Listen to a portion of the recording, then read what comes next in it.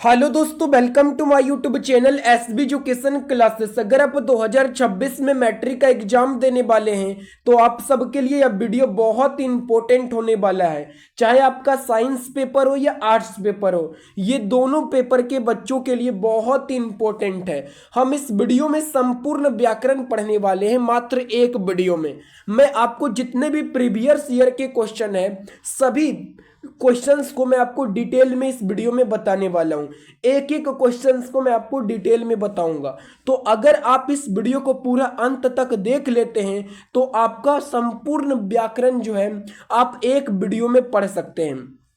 तो आप इस वीडियो में अंत तक बने रहिएगा। चलिए वीडियो को स्टार्ट करते हैं। तो सबसे पहले हम संज्ञा चैप्टर से स्टार्ट करते हैं, जहां से एग्जाम में जो है बहुत सारे क्वेश्चंस पूछे जाते हैं। तो देखिए, इनमें पहला सवाल है, भीड़ शब्द संज्ञा है। भीड़ शब्द ये कौन सी संज्ञा है? तो भीड़ शब्द जो है ये समूहवाचक संज्ञा है। ऑप्शन डी हो जाएगा राइट आंसर। समूहवाचक संज्ञा क्या होता है? जिसमें समूह में रहते हैं उसे कहते हैं समूहवाचक संज्ञा। यानी कि जैसे मैं कहता हूं क्लास यानी कि वर्ग, तो जो क्लास में जो होता है वो भी तो समूह बना के रहता है, तो उसको कहेंगे हम समूहवाचक संज्ञा। आपको याद रखना है। अगला सवाल है क्वेश्चन नंबर 2, दक्षिण शब्द कौन सी संज्ञा है? ये दक्षिण पूछा गया यानी कि दिशा का नाम। तो ये जितने भी दिशा का नाम है वो होता है व्यक्तिवाचक संज्ञा। व्यक्तिवाचक संज्ञा क्या होता है?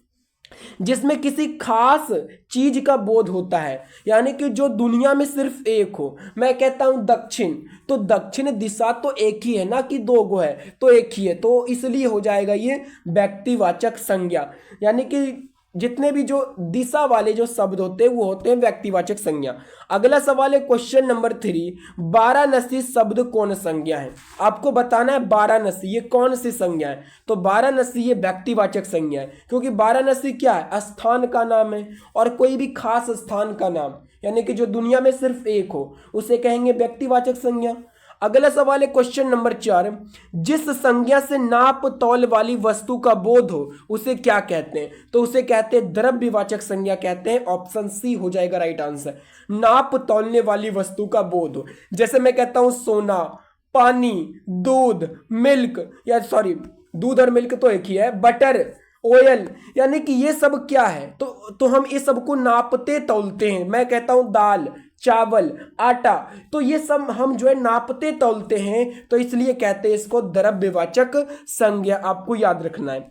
अगला सवाल है क्वेश्चन नंबर 5, कृपणता शब्द है।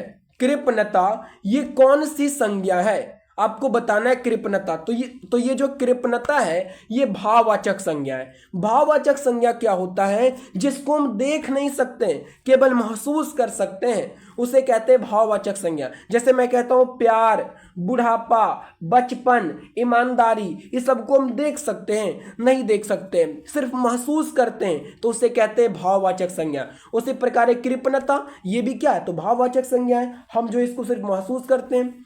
अगला सवाल है क्वेश्चन नंबर 6, भारतवर्ष शब्द कौन संज्ञा है? भारतवर्ष ये व्यक्तिवाचक संज्ञा है, क्योंकि भारत दुनिया में एक ही गो है ना, इसलिए ये व्यक्तिवाचक संज्ञा है।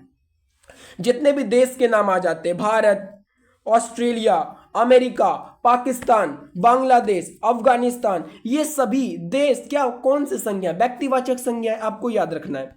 अगला सवाल है क्वेश्चन नंबर 7, कवि शब्द कौन संज्ञा है? कवि, तो कवि ये कौन सी संज्ञा है? जातिवाचक संज्ञा है। जातिवाचक संज्ञा क्या होता है? जिसमें संपूर्ण जाति का बोध हो जाता है। अगर मैं कहता हूं लड़का, तो लड़का जैसे शब्द मैंने बोला तो दुनिया में जितना भी लड़का है सब लड़का आ जाएगा। आप भी आ जाएंगे, मैं भी आ जाएंगे, दुनिया में जितना लड़का है सब आ जाएंगे। जैसे मैं कहता हूं लड़की, लड़की दुनिया में जितनी भी लड़की है सबका बोध हो जाएगा। उसी प्रकार कवि, तो दुनिया में जितना भी कवि है सब कवि आ जाएंगे, तो उसे कहते हैं जातिवाचक संज्ञा। अगला सवाल है क्वेश्चन नंबर 8, झुंड शब्द कौन संज्ञा है? झुंड, झुंड जो रहता है वो समूह बना के रहता है ना, तो झुंड हो जाएगा समूहवाचक संज्ञा। अगला सवाल है क्वेश्चन नंबर 9 है, क्या है क्वेश्चन नंबर 9?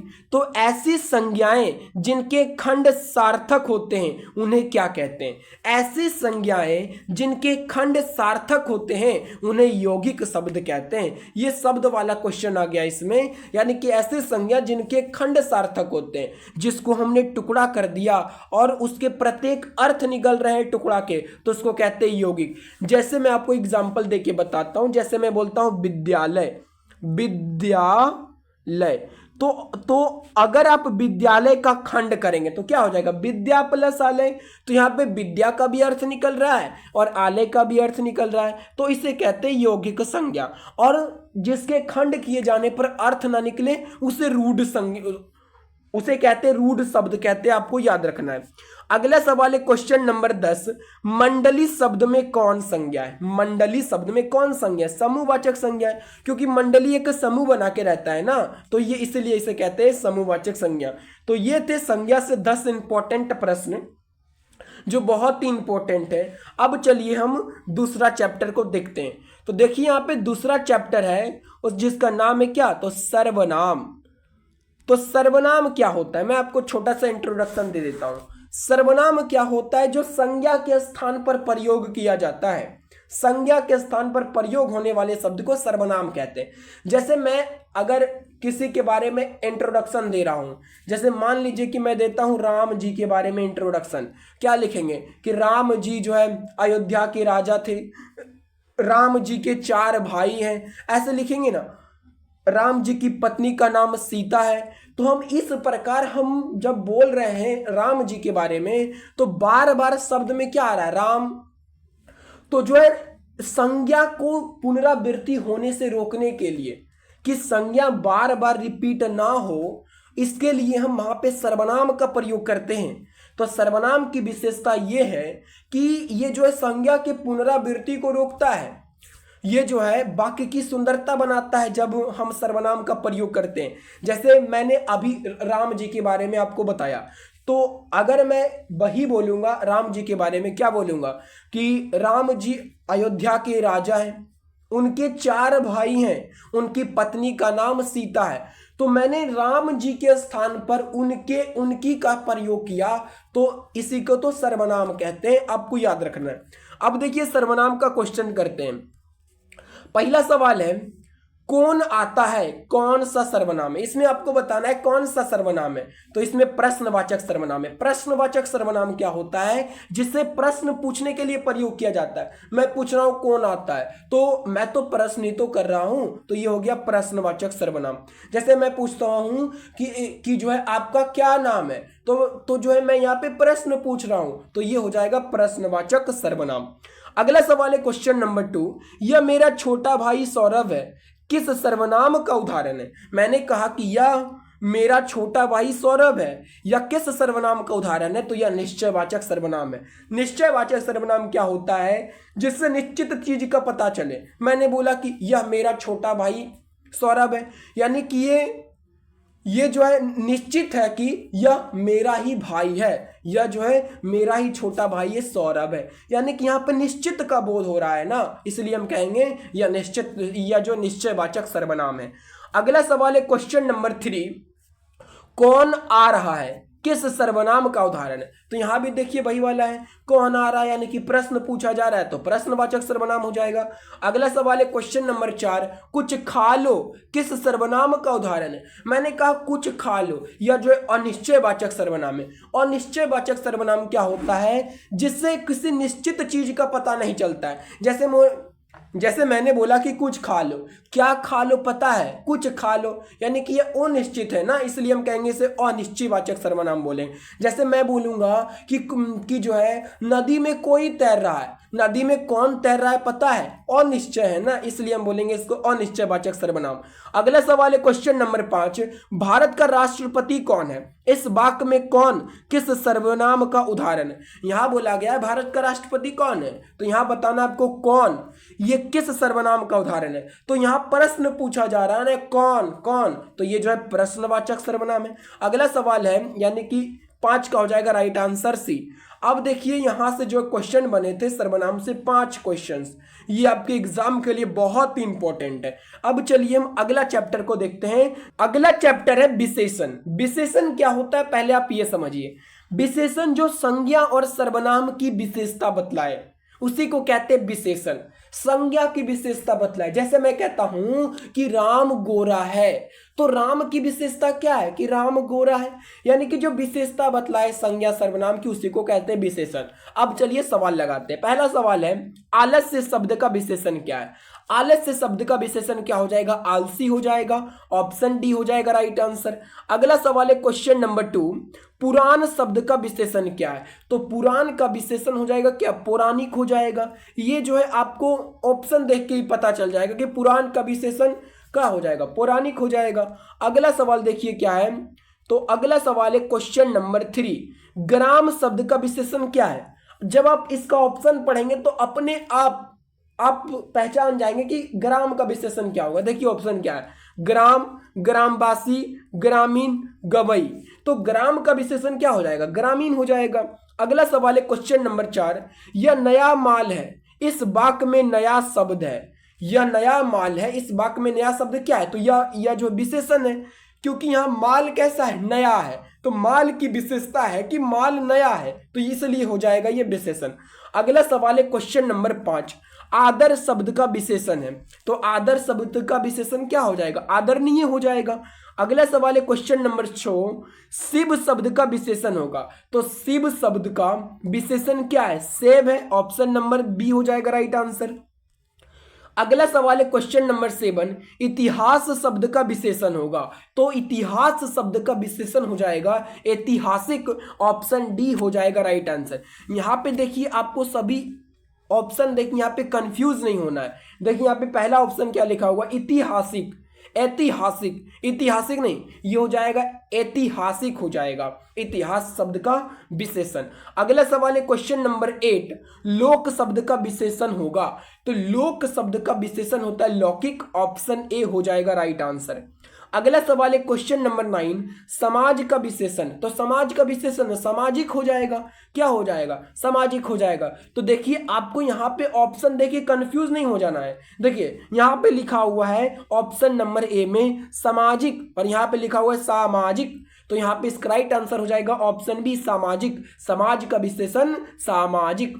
अगला सवाल है क्वेश्चन नंबर 10, आत्मा का विशेषण है, आत्मा का विशेषण बताना है क्या होगा, तो आत्मा का विशेषण आत्मीय है। अगला सवाल है क्वेश्चन नंबर 11, भारत का विशेषण, भारत का विशेषण भारतीय, ऑप्शन ए हो जाएगा राइट आंसर। अगला सवाल है क्वेश्चन नंबर 12, स्वर्ण का विशेषण, स्वर्ण शब्द का विशेषण बताना है, तो स्वर्णिम हो जाएगा। इस प्रकार का सवाल आपके एग्जाम में बहुत पूछा जाता है, तो आपको इस सबका सवाल का जो है आपको याद कर लेना है। अगला सवाल है क्वेश्चन नंबर 13 है, जगत का विशेषण, तो जगत का विशेषण क्या हो जाएगा, जागतिक हो जाएगा, ऑप्शन सी हो जाएगा, जगत का विशेषण जागतिक। अगला सवाल है क्वेश्चन नंबर 14, दिन का विशेषण है, तो दिन का विशेषण क्या हो जाएगा, दैनिक हो जाएगा। अगला सवाल है क्वेश्चन नंबर 15 है, अंकुर का विशेषण बताना है, तो अंकुर का विशेषण अंकुरित हो जाएगा, अंकुर का विशेषण क्या हो जाएगा, अंकुरित, ऑप्शन सी हो जाएगा राइट आंसर। देखिए जब आप ऑप्शन ए को पढ़ेंगे तो ऑप्शन ए में लिखा हुआ है अंकुरित और यहां भी लिखा हुआ है अंकुरित, लेकिन यहां पे देखिए शब्द में अंतर है, यहां पे ये शुद्ध शब्द के रूप में है, तो आपको याद रखना है कि ये हो जाएगा ऑप्शन सी अंकुरित। अगला सवाल है क्वेश्चन नंबर 16, कुटुंब शब्द का विशेषण है, कुटुंब शब्द का विशेषण क्या हो जाएगा, कौटुंबिक हो जाएगा, ऑप्शन बी हो जाएगा राइट आंसर। अगला सवाल है क्वेश्चन नंबर 17, देशी शब्द का विशेषण है, तो देशी शब्द का विशेषण होता है देशीय, ऑप्शन सी हो जाएगा राइट आंसर। अगला सवाल है क्वेश्चन नंबर 18, नियम शब्द का विशेषण है, तो नियम शब्द का विशेषण नियमित होता है, नियमित होता है नियम शब्द का विशेषण। अगला सवाल है क्वेश्चन नंबर 19, कृपा शब्द का विशेषण है, आपको बताना है कि कृपा शब्द का विशेषण क्या होगा, तो कृपा का विशेषण कृपालु होगा, आपको याद रखना है। लेकिन आपको यहाँ पे शुद्ध शब्द के रूप में याद रखना है कि ये जो कृपालु कैसे लिखाता है। जब आप बी को भी पढ़ेंगे तो ये भी देखिए क्या क्या लिखा हुआ है, कृपालु लिखा हुआ है, लेकिन यहाँ पे राइट आंसर होगा ए, क्योंकि ये जो शुद्ध में लिखा हुआ है, यहाँ पे देखिए क्या लिखा हुआ है, लो हरसुकर लिखा हुआ है और यहाँ पे लो दुर्गुकर है, तो कृपा शब्द का विशेषण कृपालु। अगला सवाल है क्वेश्चन नंबर 20, चरित्र का विशेषण है, तो चरित्र का विशेषण हो जाएगा चारित्रिक, हो जाएगा ऑप्शन बी हो जाएगा राइट आंसर। अगला सवाल है क्वेश्चन नंबर 21, सब धन कौन सा विशेषण है, सब धन ये कौन सा विशेषण है, तो इसका राइट आंसर हो जाएगा ऑप्शन बी परिणाम बोधक विशेषण। परिणाम बोधक विशेषण क्या होता है मैं आपको थोड़ा सा बता देता हूं, यानी कि जिसमें मात्रा का पता चलता है उसे कहते हैं परिणाम बोधक। जैसे मैं बोलता हूं थोड़ा सा दूध, कुछ लोग, यहाँ पे मात्रा का बोध हो रहा है ना, थोड़ा सा दूध, थोड़ा सा चावल दे दो, यानी कि मात्रा का जहां पे बोध हो जाए उसी को कहते हैं क्या, परिणाम बोधक विशेषण। अगला सवाल है क्वेश्चन नंबर 22, मामा शब्द का विशेषण क्या होगा, मामा शब्द का विशेषण क्या होगा, तो मामा का विशेषण ममेरा होगा, ऑप्शन ए हो जाएगा राइट आंसर। अगला सवाल है क्वेश्चन नंबर 23, विकास शब्द का विशेषण क्या होगा, तो विकास का विशेषण विकसित होता है, ऑप्शन बी हो जाएगा राइट आंसर। अगला सवाल है क्वेश्चन नंबर 24, पुष्प शब्द का विशेषण क्या होगा, तो पुष्प शब्द का विशेषण होता है पुष्पित, ऑप्शन बी हो जाएगा राइट आंसर। अगला सवाल है क्वेश्चन नंबर 25 है क्या, राष्ट्र शब्द का विशेषण होगा, तो राष्ट्र शब्द का विशेषण राष्ट्रीय होता है, ऑप्शन ए हो जाएगा राइट आंसर। अगला सवाल है क्वेश्चन नंबर 26, यह पुराना माल है, इस वाक्य में पुराना शब्द क्या है, यह पुराना माल है, इस शब्द में पुराना शब्द क्या है, तो विशेषण है। मैं कहता हूं माल कैसा है, पुराना है, तो माल के बारे में बताया, यानी कि यहां पे माल के बारे में बताया जा रहा है, माल की विशेषता बतलाई जा रही, माल कैसा है, पुराना है, इसलिए पुराना हो जाएगा विशेषण। अगला सवाल है क्वेश्चन नंबर 27, पर्वत शब्द का विशेषण क्या है, तो पर्वत का विशेषण क्या, पर्वतीय, ऑप्शन सी हो जाएगा राइट आंसर, पर्वत का विशेषण। अगला सवाल है क्वेश्चन नंबर 28, प्रथम शब्द का विशेषण क्या होगा, तो प्रथम शब्द का विशेषण प्राथमिक, ऑप्शन ए हो जाएगा राइट आंसर। आप क्वेश्चन पढ़ने के साथ ही बता देंगे कि ये होगा इसका आंसर। अगला सवाल है क्वेश्चन नंबर 29 होना चाहिए, यहाँ पे क्या है कि निज शब्द का विशेषण, तो निज शब्द का विशेषण क्या होता है, निजी होता है, ऑप्शन बी हो जाएगा राइट आंसर। अगला सवाल है और इस चैप्टर का लास्ट सवाल है, क्या है 30 नंबर, ब भला आदमी है, इस वाक्य में भला किस विशेषण का उदाहरण है, तो ब भला आदमी है, यानी कि यहाँ पे आदमी की विशेषता क्या है कि आदमी भला आदमी है, तो यहाँ भला जो ये गुणवाचक विशेषण है, ये आदमी का गुण बता रहा है कि आदमी भला आदमी है। तो ये था विशेषण से 30 इंपॉर्टेंट प्रश्न जो आपके एग्जाम के लिए बहुत ही इंपॉर्टेंट है, तो आप लोग इस प्रश्न को याद कर लीजिएगा। और हाँ, अगर आपको वीडियो पसंद आ रहा है तो वीडियो को लाइक और चैनल को सब्सक्राइब भी कर लीजिएगा। अब चलिए अगला चैप्टर, तो अगला चैप्टर है हमारे पास कारक। कारक से भी आपके एग्जाम में जो है बहुत सारे क्वेश्चन से पूछे जाते हैं। तो कारक देखिए चैप्टर का नाम है, तो इसमें पहला क्वेश्चन है कारक के कितने भेद है, तो कारक के जो है 8 भेद है, कारक के 8 भेद याद रखना है। और जो कारक का विभक्ति चिन्ह होता है वो भी आपको याद रखना है। क्या होता है, कर्ता ने कर्म को करण से, संप्रदान के लिए को अपादान से, संबंध का के की, अधिकरण में पर, संबोधन है अरे, ये 8 प्रकार के कारक होते हैं। और इसके चिन्ह इंपॉर्टेंट है क्योंकि आपके एग्जाम में सीधा चिन्ह देख के आपको मारना रहेगा कि इसमें जो है कौन सा ऑप्शन सही होगा। जैसे देख लीजिए यहाँ पे दूसरा क्वेश्चन वही है, क्या लिखा हुआ है, तीर से बाघ मार दिया गया, किस कारक का उदाहरण है, तो तीर से बाघ मार दिया गया, तो सिर्फ आप यहां पे फोकस कीजिए से। आप देखिए कि से जो है ये किस कारक की विभक्ति है, तो से जो है ये करण कारक की विभक्ति है और अपादान कारक की विभक्ति दोनों की है। करण और अपादान कारक की विभक्ति दोनों की है। अब है कि से जो है ये अपादान कारक की भी विभक्ति है और करण कारक की भी विभक्ति है। लेकिन अब यहां सवाल उठता है कि इन दोनों में इसका आंसर कौन होगा। देखिए मैं आपको बताता हूं करण कारक कहां प्रयोग होता है, तो करण कारक जहां पे हथियार वाली बात आए कि मैंने कहा कि मैं जो है चाकू से फल काटता हूं, यानी कि जहां पे हथियार वाली चीज की बात आए तो वहां पे करण कारक का प्रयोग करना है, और अपादान कारक का प्रयोग कहां करना है, जहां पे जो है कोई चीज अलग हो रही है वहां पे करना है। मैं क्या, अपादान कारक का प्रयोग करना है। जैसे मैं कहता हूं हिमालय से गंगा निकलती है, तो गंगा जो है हिमालय से अलग हो रही है ना, तो जहां पे अलगाव का बोध हो वहां अपादान कारक होगा, और जहां पे हथियार का बोध हो वहां करण कारक। तो देख लीजिए क्वेश्चन क्या है, तीर से बाघ मार दिया गया, तो यहां पे तीर हथियार वाला काम ना किया, तो इसलिए हो जाएगा यहां पे करण कारक हो जाएगा, ऑप्शन डी हो जाएगा राइट आंसर। अगला सवाल है क्वेश्चन नंबर 3, बिल्ली छत से कूद पड़ी किस कारक का उदाहरण है। बिल्ली छत से कूद पड़ी, अब देखिए यहां भी चिन्ह क्या है, से। अब से अपादान कारक का भी होता है और करण कारक का भी होता है, तो इसका आंसर कौन होगा। तो मैंने कहा कि जब कोई चीज अलग हो तो वहां पे होता है अपादान कारक। देखिए बिल्ली छत से कूद पड़ी, तो बिल्ली जो है जब छत से कूदी तो बिल्ली छत से अलग हो रही है ना, बिल्ली छत से अलग हो रही है, तो जब अलग हो रही है तो कौन सा कारक, अपादान कारक हो जाएगा। बस इतना तो जानना है आपको। अगला सवाल है क्वेश्चन नंबर 4, वह कलम से लिखता है किस कारक का उदाहरण है। कलम से लिखता है, तो यहां पे देखिए सेल यानी कि हथियार वाली चीज है ना, जो कलम होता है वो हथियार के जैसा होता है, तो वह कलम से लिखता है ना, तो यहां पे हो जाएगा करण कारक हो जाएगा, ऑप्शन सी हो जाएगा इसका राइट आंसर। तो ये थे विशेषण जहां से आपके एग्जाम में कारक थे, तो जहां से आपके एग्जाम में क्वेश्चंस बनते हैं, तो आपको ये सभी क्वेश्चंस को याद कर लेना है। अब देखिए अगला चैप्टर जिसका नाम है संधि विच्छेद।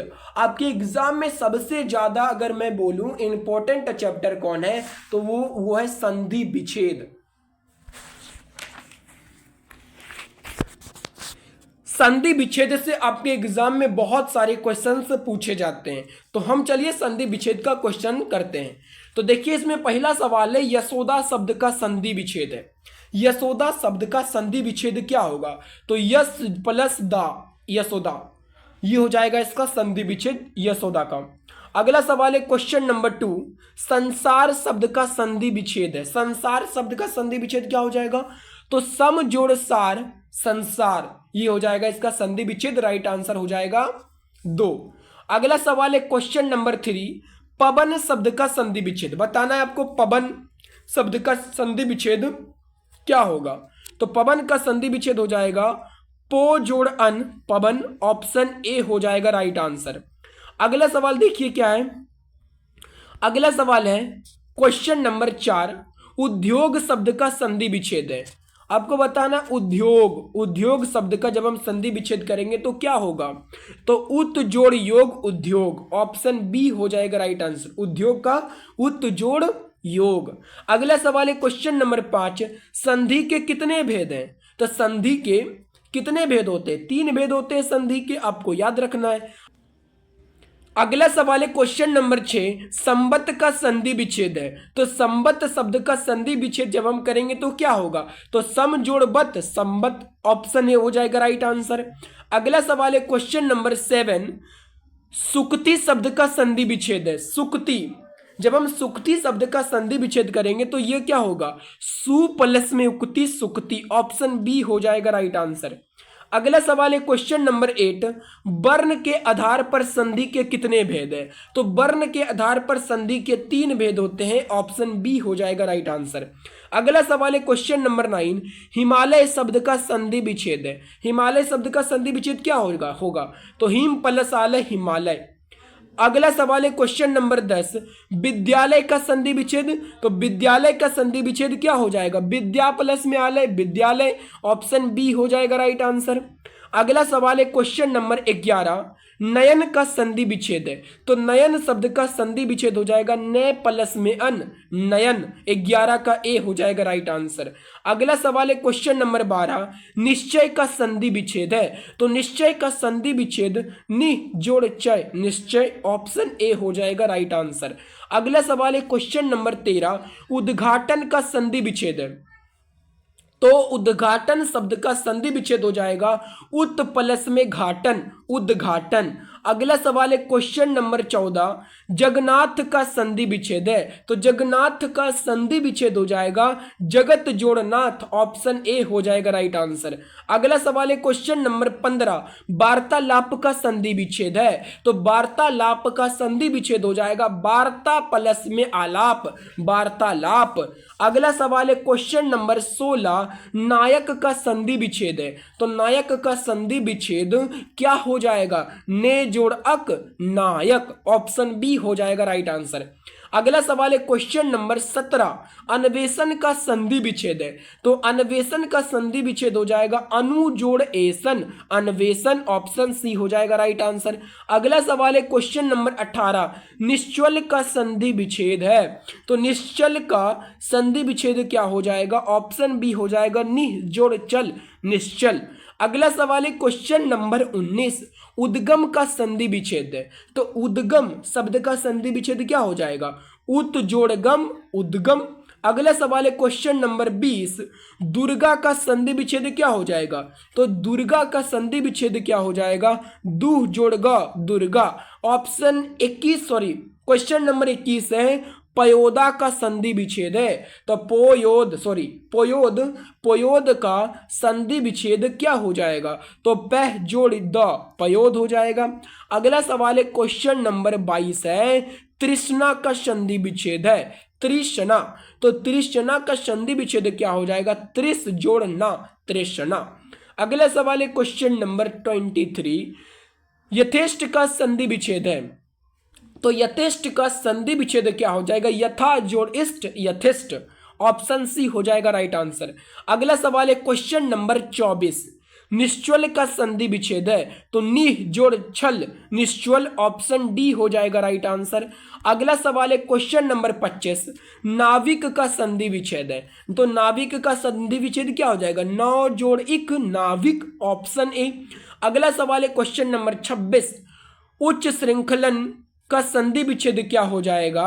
तो इसका राइट आंसर क्या हो जाएगा, ऑप्शन बी उत जोड़ श्रृंखल, उत श्रृंखलन, ऑप्शन सॉरी क्वेश्चन नंबर 27 है उद्दत का संधि विच्छेद है। तो उद्दत का संधि विच्छेद क्या हो जाएगा, उत जोड़ हत, उद्दत, ऑप्शन सी हो जाएगा राइट आंसर। अगला सवाल है क्वेश्चन नंबर 28, उन्नति का संधि विच्छेद क्या होगा। तो उन्नति का संधि विच्छेद हो जाएगा उत जोड़ नति, उत जोड़ नति, उन्नति। अगला सवाल है क्वेश्चन नंबर 29, उल्लेख का संधि विच्छेद होगा। उल्लेख का संधि विच्छेद क्या हो जाएगा, उत जोड़ लेख, उल्लेख। अगला सवाल है क्वेश्चन नंबर 30, पावक का संधि विच्छेद होगा। पावक का संधि विच्छेद क्या हो जाएगा, 30 का राइट आंसर हो जाएगा डी, पौ जोड़ अक, पावक। अगला सवाल है क्वेश्चन नंबर 31 है भावुक का संधि विच्छेद होगा। भावुक शब्द का संधि विच्छेद क्या हो जाएगा, भौ जोड़ उक, भावुक। अगला सवाल है क्वेश्चन नंबर 32, नदीस का संधि विच्छेद होगा। तो नदीस का संधि विच्छेद हो जाएगा नदी जोड़ इस, नदीस। अगला सवाल है क्वेश्चन नंबर 33 है व्यर्थ का संधि विच्छेद होगा। तो व्यर्थ का संधि विच्छेद हो जाएगा बी जोड़ अर्थ, वी जोड़ अर्थ, क्या हो जाएगा, व्यर्थ हो जाएगा। अगला सवाल है क्वेश्चन नंबर 34, संतोष का संधि विच्छेद होगा। तो संतोष का संधि विच्छेद क्या हो जाएगा, सम जोड़ तोष, समतोष। अगला सवाल है क्वेश्चन नंबर 35, दुर्जय का संधि विच्छेद होगा। तो दुर्जय का संधि विच्छेद हो जाएगा दुह जोड़ जय, ऑप्शन ए। अगला सवाल है क्वेश्चन नंबर 36, संस्कृत का संधि विच्छेद होगा। तो संस्कृत का संधि विच्छेद हो जाएगा सम जोड़ कृत, सम, संस्कृत। अगला सवाल है क्वेश्चन नंबर 37, उधोगति का संधि विच्छेद है। तो उधोगति का संधि विच्छेद क्या हो जाएगा, अध जोड़ गति, ऑप्शन बी हो जाएगा राइट आंसर, उधोगति। अगला सवाल है क्वेश्चन नंबर 38, उल्लास का संधि विच्छेद है। उल्लास का संधि विच्छेद क्या होगा बताइए, तो उत जोड़ लास, उल्लास हो जाएगा, ऑप्शन सी। अगला सवाल है क्वेश्चन नंबर 39, तल्लीन का संधि विच्छेद। तल्लीन का संधि विच्छेद क्या हो जाएगा, तत् जोड़ लीन, तल्लीन, ऑप्शन डी हो जाएगा राइट आंसर। अगला सवाल है क्वेश्चन नंबर 40, निरोग का संधि विच्छेद होगा तो निरोग का संधि विच्छेद निह जोड़ रोग, निरोग हो जाएगा। अगला सवाल है क्वेश्चन नंबर 41, मनोरथ का संधि विच्छेद होगा तो मनोरथ का संधि विच्छेद मन जोड़ रथ, मनोरथ हो जाएगा। अगला सवाल है क्वेश्चन नंबर 42, बयाकुल का संधि विच्छेद होगा तो बयाकुल का संधि विच्छेद बिह जोड़ आकुल, बयाकुल, बी जोड़ आकुल, बयाकुल हो जाएगा। अगला सवाल है क्वेश्चन नंबर 43, वाड्मय का संधि विच्छेद क्या होगा तो वाड्मय का संधि विच्छेद क्या हो जाएगा तो इसका राइट आंसर हो जाएगा ऑप्शन ए बाक जोड़मय, वाड्मय। अगला सवाल है क्या क्वेश्चन नंबर 44, पृथ्वीश का संधि विच्छेद क्या होगा, आपको बताना है पृथ्वीश का संधि विच्छेद क्या होगा तो पृथ्वी जोड़ इस, पृथ्वीश, ऑप्शन सी हो जाएगा राइट आंसर। अगला सवाल है क्वेश्चन नंबर 45, दिगंबर शब्द का संधि विच्छेद क्या होगा तो दिगंबर शब्द का संधि विच्छेद होगा दिक जोड़ अंबर, दिगंबर, ऑप्शन ए हो जाएगा राइट आंसर। अगला सवाल है क्या क्वेश्चन नंबर 46, दुस्साहस शब्द का संधि विच्छेद क्या होगा तो दुस्साहस शब्द का संधि विच्छेद हो जाएगा दुह जोड़ साहस, दुस्साहस। अगला सवाल है क्वेश्चन नंबर 47, निम्नलिखित में कौन शब्द विसर्ग संधि का उदाहरण है, इनमें से कौन सा शब्द विसर्ग संधि का उदाहरण है तो दुष्कर, यह विसर्ग संधि का उदाहरण है। अगला सवाल है क्वेश्चन नंबर 48 है, जगत प्लस आनंद पदों की संधि, जगत प्लस आनंद क्या बनाएगा तो जगत प्लस आनंद होता है जगदानंद, ऑप्शन डी हो जाएगा राइट आंसर। अगला सवाल है क्वेश्चन नंबर 49, निम्नलिखित में कौन शब्द यन स्वर संधि का उदाहरण है, यन स्वर संधि इनमें से कौन सा शब्द है तो यद्यपि, ऑप्शन ए हो जाएगा राइट आंसर। अगला सवाल है क्वेश्चन नंबर 50, सज्जन शब्द का संधि विच्छेद है तो सज्जन शब्द का संधि विच्छेद हो जाएगा सत्य जोड़ जन, सज्जन। अगला सवाल है क्वेश्चन नंबर 51 है, रमेश शब्द का संधि विच्छेद क्या होगा तो रमेश शब्द का संधि विच्छेद हो जाएगा रमा जोड़ इस, रमेश। अगला सवाल है क्वेश्चन नंबर 52 है, देवेश का शब्द का संधि विच्छेद है तो देवेश शब्द का संधि विच्छेद हो जाएगा देव जोड़ इस, देवेश हो जाएगा। तो ये था संधि विच्छेद से 52 इंपॉर्टेंट क्वेश्चंस। अब चलिए अगला चैप्टर को देखते हैं। अगला चैप्टर है लिंग निर्णय, जहां से आपके एग्जाम में बहुत सारे क्वेश्चंस पूछे जाते हैं। लिंग का मतलब स्त्रीलिंग है या पुल्लिंग है या उभयलिंग है, 3 प्रकार के लिंग होते हैं। चलिए क्वेश्चंस को देखते हैं। पहला क्वेश्चन है, कुहासा शब्द है, कुहासा कौन सा शब्द है, पुल्लिंग है, स्त्रीलिंग है, उभयलिंग है तो कुहासा ये पुल्लिंग होता है, ऑप्शन ए हो जाएगा राइट आंसर। अगला सवाल है क्वेश्चन नंबर 2, घी शब्द है तो घी कौन सा शब्द है तो घी शब्द होता है, पुल्लिंग होता है, आपको याद रखना है। अगला सवाल है क्वेश्चन नंबर 3, यात्रा शब्द है तो यात्रा शब्द जो है ये स्त्रीलिंग होता है, ऑप्शन बी। अगला सवाल है क्वेश्चन नंबर 4, चमक शब्द है तो चमक शब्द जो है चमक होता है, स्त्रीलिंग होता है, ऑप्शन बी हो जाएगा राइट आंसर। अगला सवाल है क्वेश्चन नंबर 5, समाज शब्द का लिंग निर्णय करें, यानी कि समाज क्या हो जाएगा, स्त्रीलिंग पुल्लिंग क्या है तो समाज जो है पुल्लिंग है, ऑप्शन बी हो जाएगा राइट आंसर।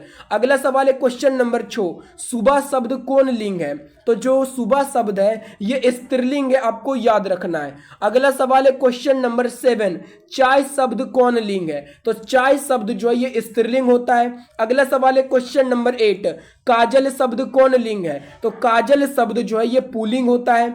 अगला सवाल है क्वेश्चन नंबर 9, बाल शब्द कौन लिंग है तो बाल शब्द जो है ये पुल्लिंग होता है, आपको याद रखना है 9 का बी।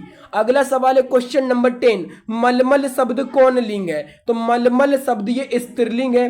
अगला सवाल है क्वेश्चन नंबर 11, मसाल शब्द कौन लिंग है मसाल शब्द जो है ये स्त्रीलिंग होता है, ऑप्शन डी हो जाएगा राइट आंसर।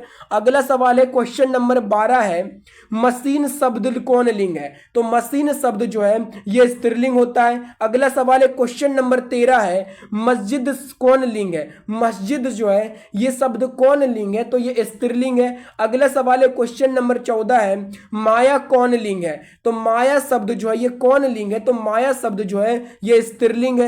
अगला सवाल है क्वेश्चन नंबर है 15, क्वेश्चन नंबर 15 है माला कौन लिंग है? तो माला जो है ये स्त्रीलिंग होता है, आपको याद रखना है। अगला सवाल है परीक्षा कौन लिंग है? तो परीक्षा कौन लिंग होता है? स्त्रीलिंग होता है।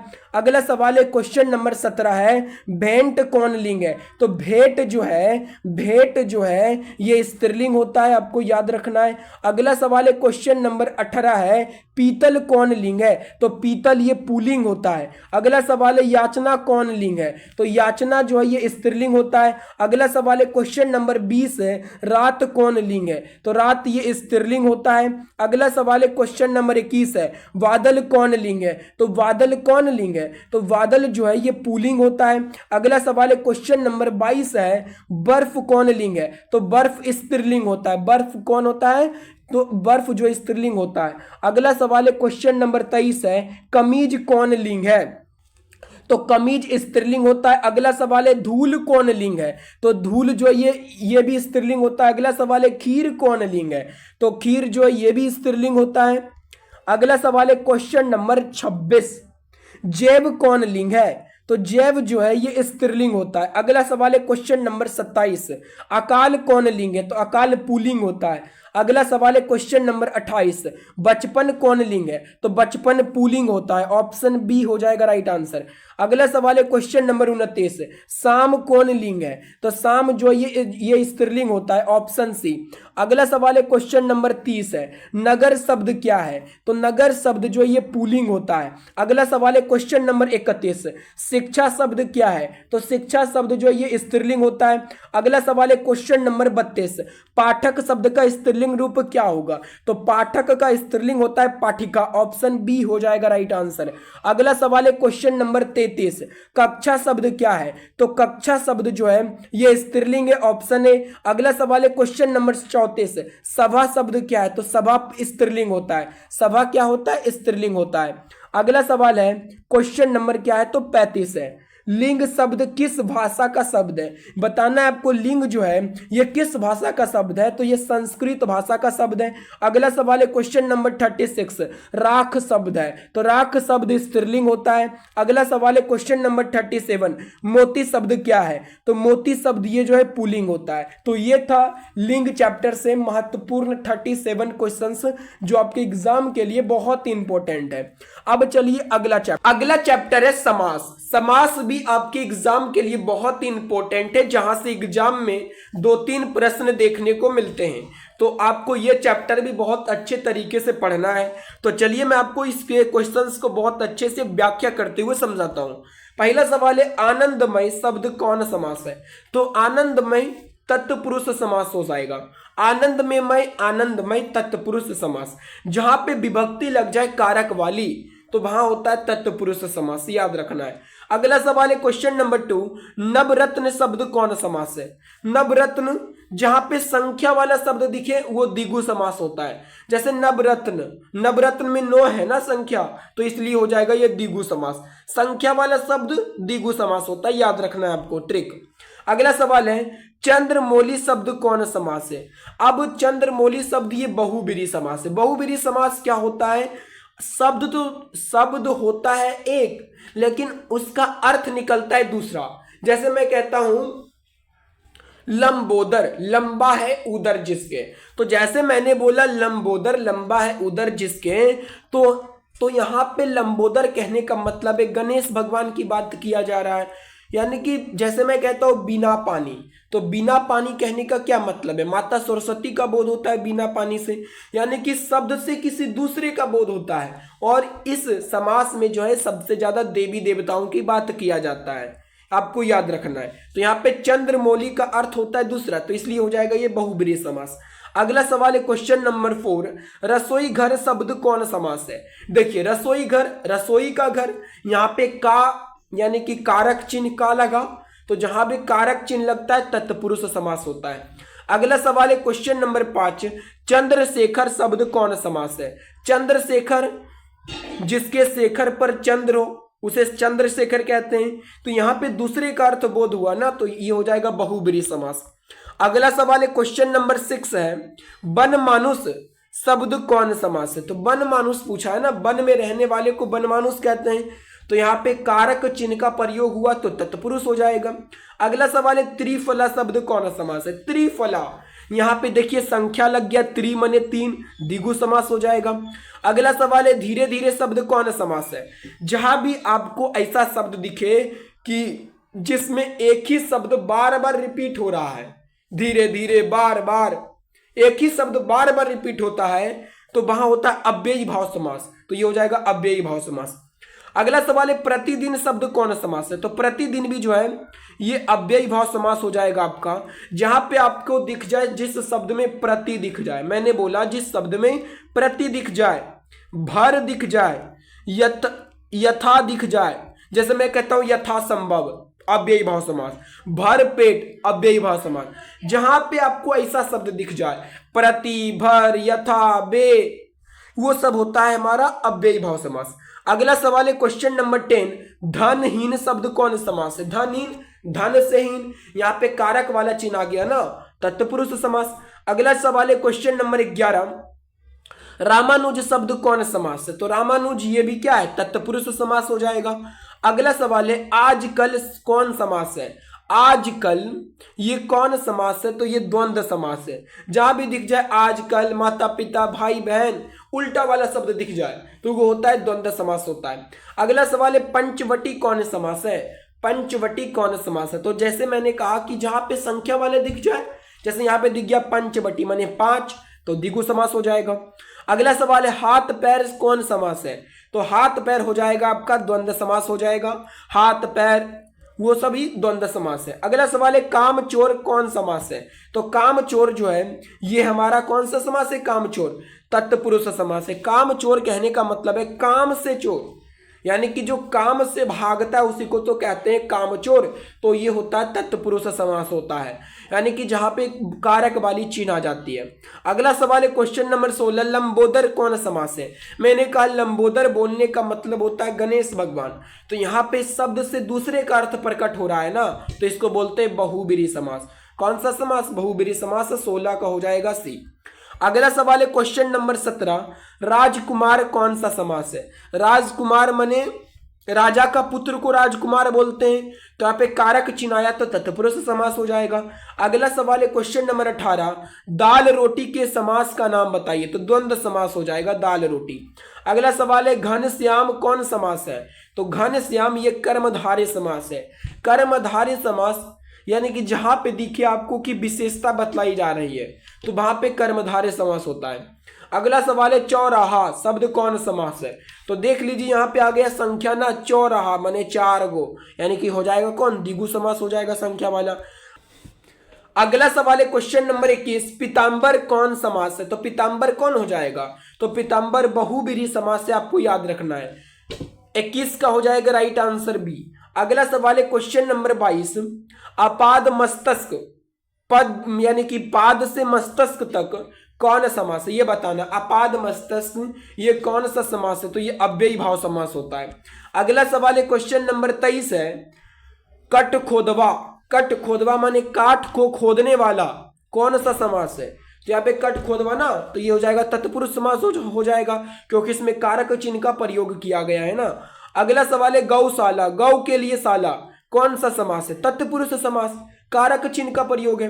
अगला सवाल है क्वेश्चन नंबर 25, चिड़ी मार, चिड़ियों को मारने वाले को चिड़ी मार कहते हैं, तत्पुरुष समास हो जाएगा। अगला सवाल है क्वेश्चन नंबर 26, देवालय यानी कि देव के लिए आलय ना, तो कौन सा समास हो जाएगा? तत्पुरुष समास हो जाएगा देवालय। अगला सवाल है क्वेश्चन नंबर 27 है, युधिष्ठिर युद्ध में स्थिर रहने वाला कौन सा समास है? तत्पुरुष समास, कारक का चिन्ह है तत्पुरुष समास। अगला सवाल है पुरुषोत्तम, पुरुषों में उत्तम पुरुषोत्तम होता है, ये भी हो जाएगा हमारा तत्पुरुष समास, लेकिन ये है अधिकरण तत्पुरुष है ना, क्योंकि अधिकरण में पर होता है उसका विभक्ति, तो अधिकरण तत्पुरुष। अगला सवाल है क्वेश्चन नंबर 29, गौरी शंकर, गौरी और शंकर कौन सा समास है? यानी कि जो साथ साथ आता है, गौरी शंकर सीताराम, ये सब होता है द्वंद्व समास होता है, आपको याद रखना है। यानी कि जो साथ साथ आता है लेकिन उसका अर्थ अलग अलग होता है। गौरी शंकर, दोनों एक तो नहीं है ना, अलग अलग है, गौरी शंकर अलग है, मैं बोलता हूँ माता पिता, दोनों अलग अलग है लेकिन साथ आता है ना, ये परिवार का रूप है। तो यानी कि जो अर्थ अलग अलग थे लेकिन आता साथ साथ है, तो होता है द्वंद्व समास। 29 का डी। अगला सवाल है रात दिन। रात और दिन कौन सा समास है? द्वंद्व समास। जहां पे विपरीत वाला शब्द दिखे, रात का उल्टा दिन, तो वहां होता है द्वंद्व समास होता है। अगला सवाल है राज्य कन्या। राजा की कन्या कौन सा समास है? तो राजा की कन्या है ना, तो ये हो जाएगा तत्पुरुष समास। लेकिन कौन सा तत्पुरुष? तो षष्ठी तत्पुरुष हो जाएगा। इसलिए हम कहते हैं षष्ठी तत्पुरुष, इसलिए कहते हैं क्योंकि जब आप जो है कारक को पढ़ेंगे तो ये जो है ना, यह संबंध का के की वाला है, तो संबंध कारक छठे नंबर पर आता है, इसलिए इसे षष्ठी तत्पुरुष कहते हैं। अगला सवाल है क्वेश्चन नंबर 32, आजन्म यानी जन्म भर कौन सा समास है? तो आज जन्म लग गया ना, जिसमें आ लग जाए वो अव्ययी भाव समास होता है। 32 का हो जाएगा क्या? डी हो जाएगा। अगला सवाल है देशभक्ति। देश की भक्ति संबंध का के की, तो ये हो जाएगा षष्ठी तत्पुरुष हो जाएगा। 33 का ए हो जाएगा। अगला सवाल है क्वेश्चन नंबर 34, यथाशक्ति जितनी शक्ति हो उससे शब्द में कौन सा समास है? यथाशक्ति मैंने अभी बताया आपको पीछे, यानी कि यथा यानी कि जिसमें भी यथा लग जाए वो होता है अव्ययी भाव समास होता है। राइट आंसर हो जाएगा सी। अगला सवाल है क्वेश्चन नंबर 35 है, कमल नयन। कमल जैसा नयन शब्द कौन सा समास है? तो कमल के जैसा नयन कर्मधारय समास, यानी कि जहां विशेषता बतलाई जाती है, यानी कि नयन कैसा है? तो कमल के जैसा है ना, इसलिए हो जाएगा कर्मधारय समास, विशेषता बतलाई जा रही है। अगला सवाल है क्वेश्चन नंबर 36, पाप पुण्य शब्द कौन समास है? मैंने कहा जहां पे आपको विपरीत वाला शब्द दिख जाए, पाप का उल्टा पुण्य होता है, तो वहां द्वंद्व समास होता है विपरीत वाले में। 36 का भी।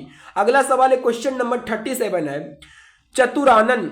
चार है आनन जिसके, वाह, यानी कि चतुरानन शब्द में कौन समास है आपको बताना है। तो चतुरानन है ना, तो चतुरानन में कौन सा समास हो जाएगा? बहुब्रीहि समास हो जाएगा, यानी कि चतुरानन से दूसरे का बोध होता है, तो इसलिए बहुब्रीहि समास। अगला सवाल है यथाशीघ्र शब्द कौन समास है? तो यथाशीघ्र शब्द हो जाएगा अव्ययी भाव समास, जहां पे मैंने कहा आपको यथा लग जाए, अव्ययी भाव समास। अगला सवाल है चतुर्भुज शब्द कौन समास है? तो चतुर्भुज कौन हो जाएगा? द्विगु समास हो जाएगा, जिसमें संख्या हो, जैसे चतुर्भुज में 4 है तो संख्या है ना, इसमें द्विगु हो जाएगा। अगला सवाल है क्वेश्चन नंबर 40, देश विदेश शब्द कौन समास है? तो देश विदेश, तो ये हो जाएगा क्या? द्वंद्व समास हो जाएगा। अगला सवाल है जी जान शब्द कौन समास है? तो जी जान द्वंद्व समास हो जाएगा। 41 का भी। अगला सवाल है आजीवन शब्द कौन समास है? तो आजीवन हो जाएगा अव्ययी भाव समास, जिसमें आ लग जाए वो अव्ययी भाव समास होता है। बिना पानी शब्द कौन समास है? तो बिना पानी शब्द ये बहुब्रीहि समास होता है। बहुब्रीहि समास यानी कि जो जिससे जो है दूसरे का अर्थ प्रकट हो, जैसे मैं कहता हूं बिना पानी माने माता सरस्वती का बोध होता है। अगला सवाल है हरिशंकर शब्द में कौन समास है? तो हरिशंकर में हो जाएगा द्वंद्व समास हो जाएगा। अगला सवाल है क्वेश्चन नंबर 45, चरण कमल शब्द में कौन समास है? तो चरण कमल में हो जाएगा कौन समास? कर्मधारय समास हो जाएगा। अगला सवाल है क्वेश्चन नंबर 46, रस भरा शब्द में कौन समास है? तो रस भरा शब्द में हो जाएगा करण तत्पुरुष हो जाएगा। रस भरा माने रस से भरा, यानी कि करण से होता है ना उसका चिन्ह, तो रस से भरा यानी कि करण तत्पुरुष। अगला सवाल है क्वेश्चन नंबर 47, निम्नलिखित में कौन शब्द द्विगु समास का उदाहरण है? मैंने बोला द्विगु समास वो होता है जिसमें संख्या वाला आता है, उसी को ना बोलता है द्विगु समास। तो यहाँ पे पंचपात्र संख्या वाला है ना, तो ये हो जाएगा द्विगु समास। तो ये था समास से 47 इंपॉर्टेंट क्वेश्चंस, आपको ये सभी क्वेश्चंस याद रखना है। अब चलिए अगला चैप्टर है उपस्वर्ग। उपस्वर्ग भी बहुत ही इंपॉर्टेंट चैप्टर है, जहां से एग्जाम में बहुत सारे क्वेश्चंस पूछे जाते हैं। एक तो क्वेश्चंस होता है, कम से कम एक, और ज्यादा से ज्यादा 2-3 क्वेश्चंस पूछा जाएगा आपका एग्जाम में। तो उपसर्ग क्या होता है? उपसर्ग यानी कि जो पहले लगता है उसी को बोलते हैं उपसर्ग। जैसे मान लीजिए मैं कहता हूं परलोक, क्या कहता हूं? परलोक। आपको कैसे पहचानना है कि परलोक में कौन सा उपसर्ग है? तो देखिए, आपको इस परलोक को 2 भागों में तोड़कर देखना है। 2 भागों में अगर हम तोड़ के देखते परलोक को, क्या हो जाएगा? पर और प्लस में लोक हो जाएगा, पर प्लस में लोक। तो उपसर्ग यानी कि जो पहले वाला होता है पर हो जाएगा उपसर्ग। और ये उपसर्ग कब होगा? जब ये जो अगला शब्द लोक, इसका अर्थ कोई निकले। अगर इसका अर्थ निकलता है तब हो जाएगा पर उपसर्ग। अगर मान लीजिए कि लोक का अर्थ ही नहीं निकल रहा है तब ये उपसर्ग नहीं होगा। पर अगर लोक का अर्थ, हाँ लोक माने क्या होता है, तीनों लोग होता है कि नहीं, तो ये होता है, तो यहां होता है उपसर्ग होता है। उपसर्ग यानी कि जो पहले शब्द में जुड़ता है उसी को कहते हैं उपसर्ग। अब चलिए इसके क्वेश्चंस को करते हैं। देखिए पहला सवाल है परलोक शब्द में कौन उपसर्ग है, तो परलोक को हम तोड़ेंगे, पर प्लस लोक, परलोक हो जाएगा, तो यहाँ पे उपसर्ग हो जाएगा, इसमें क्या परलोक हो जाएगा क्योंकि लोक का अर्थ होता है। अगला सवाल है ओ ज्ञान शब्द कौन उपसर्ग है, तो ओ प्लस में ज्ञान, ओ ज्ञान, तो ज्ञान का अर्थ है ना, तो जब ज्ञान का अर्थ है तो पहले क्या आया, ओ आया, तो इसका उपसर्ग हो जाएगा ओ, दो का सी हो जाएगा। अगला सवाल है अधपका शब्द में कौन उपसर्ग है, तो अधपका, अध जोड़ पका, तो पका का अर्थ होता है कहने, तो जब पका का अर्थ निकल गया तो इधर बचा क्या, अध बचा, तो उपसर्ग हो जाएगा अध।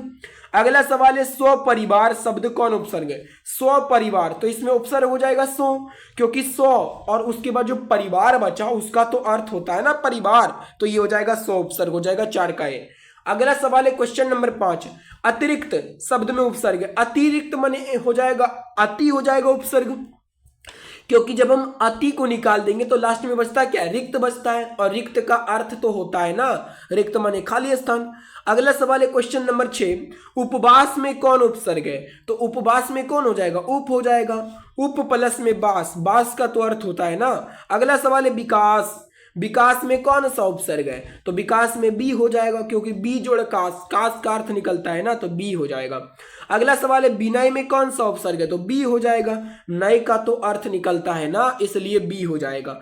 अगला सवाल है क्वेश्चन नंबर 9, आलस्य शब्द में कौन उपसर्ग है, आपको बताना है आलस्य में उपसर्ग है, तो आलस्य में हो जाएगा आ जोड़ लस्य आलस्य। अगला सवाल है अधिकार में कौन उपसर्ग है, तो अधिकार में अधि हो जाएगा, क्योंकि लास्ट में बचता है कार, कार का अर्थ निकलता है। अगला सवाल है 11, अब उपसर्ग से बना हुआ शब्द कौन है, इसमें बताना है आपको अब उपसर्ग से बना हुआ शब्द कौन सा है, तो देखिए ऑप्शन है आगमन, अध्यक्ष, अनुज, अवज्ञा, तो अब शब्द से उपसर्ग बना है अवज्ञा, अब जोड़ ज्ञा, अवज्ञा, तो ज्ञा का अर्थ निकलता है।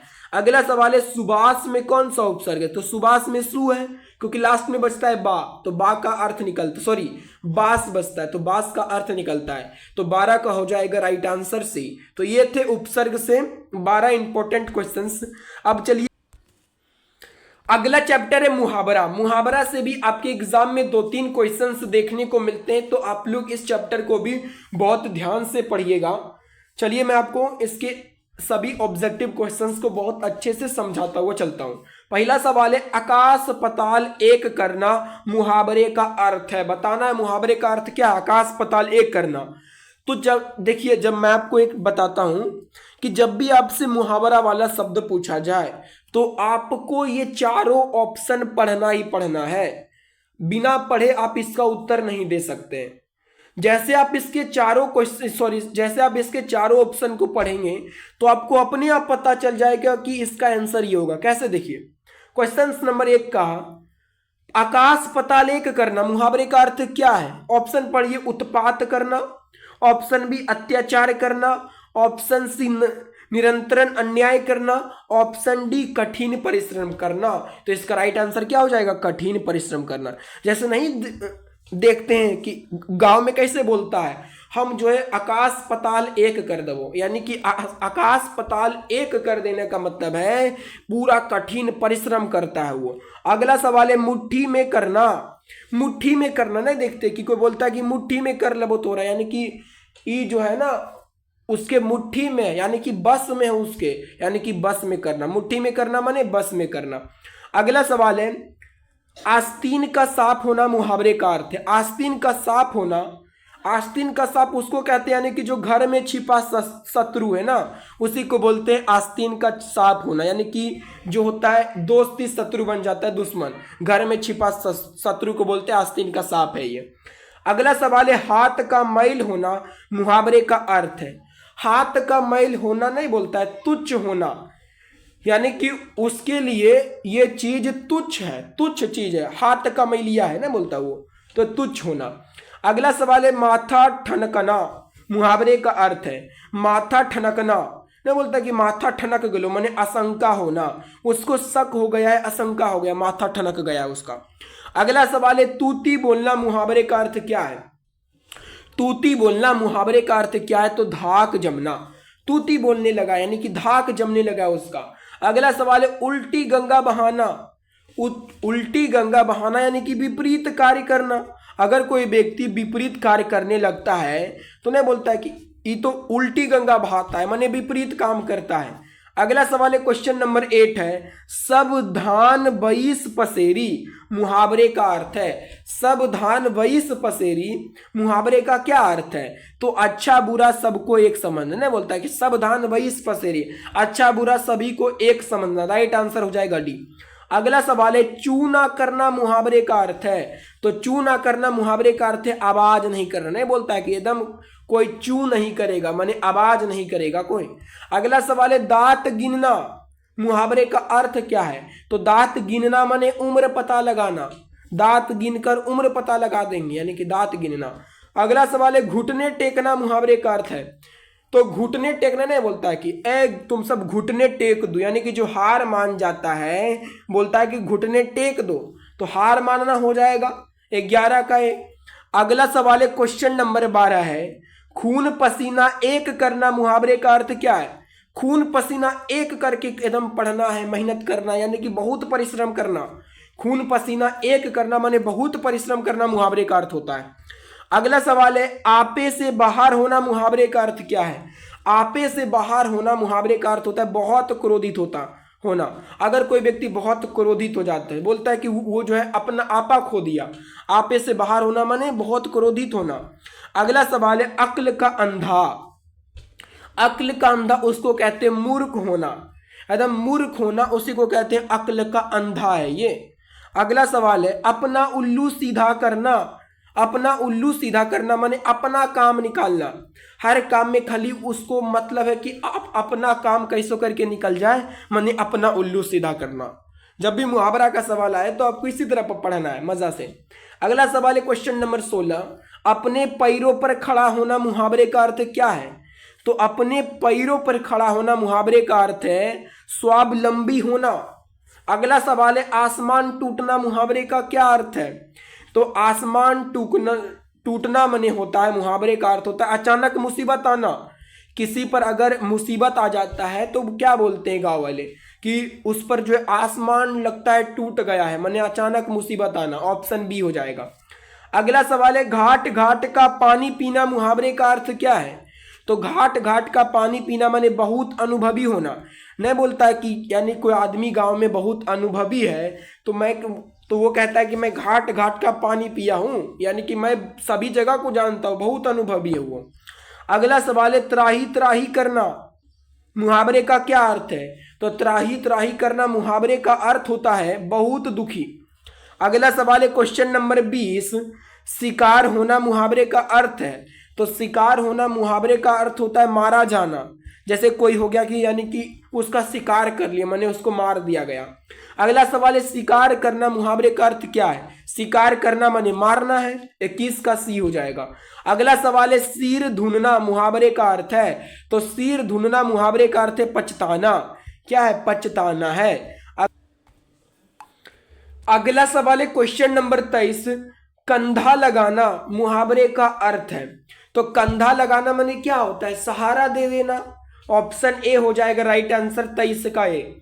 अगला सवाल है गला छूटना मुहावरे का अर्थ है। तो गला छूटना माने पिंड छूटना, ये होता है मुहावरे का अर्थ। अगला सवाल है चांदी काटना मुहावरे का अर्थ है। तो चांदी काटना मतलब होता है आराम से दिन बिताना, चांदी काटना। अगला सवाल है क्वेश्चन नंबर 26 चांदी के जूते मारना मुहावरे का अर्थ है। तो चांदी के जूते मारना मतलब काम निकालने के लिए भारी रिश्वत लेना, चांदी के जूते निकालना। अगला सवाल है 9 2 11 होना मतलब भाग जाना। नहीं बोलता है कि अब हम 9 2 11 होने वाले हैं मतलब हम भागने वाले हैं, तो 9 2 11 हो जो मतलब भाग जाओ।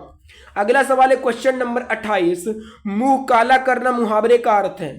तो मुंह काला करना नहीं बोलता कि एकदम उसका मुंह काला हो गया है, यानी कि वो जो है समाज में कुछ ऐसा काम कर दिया गया है कि जिसका वजह से उसका मुंह काला हो गया है, यानी कि व्यभिचार करना।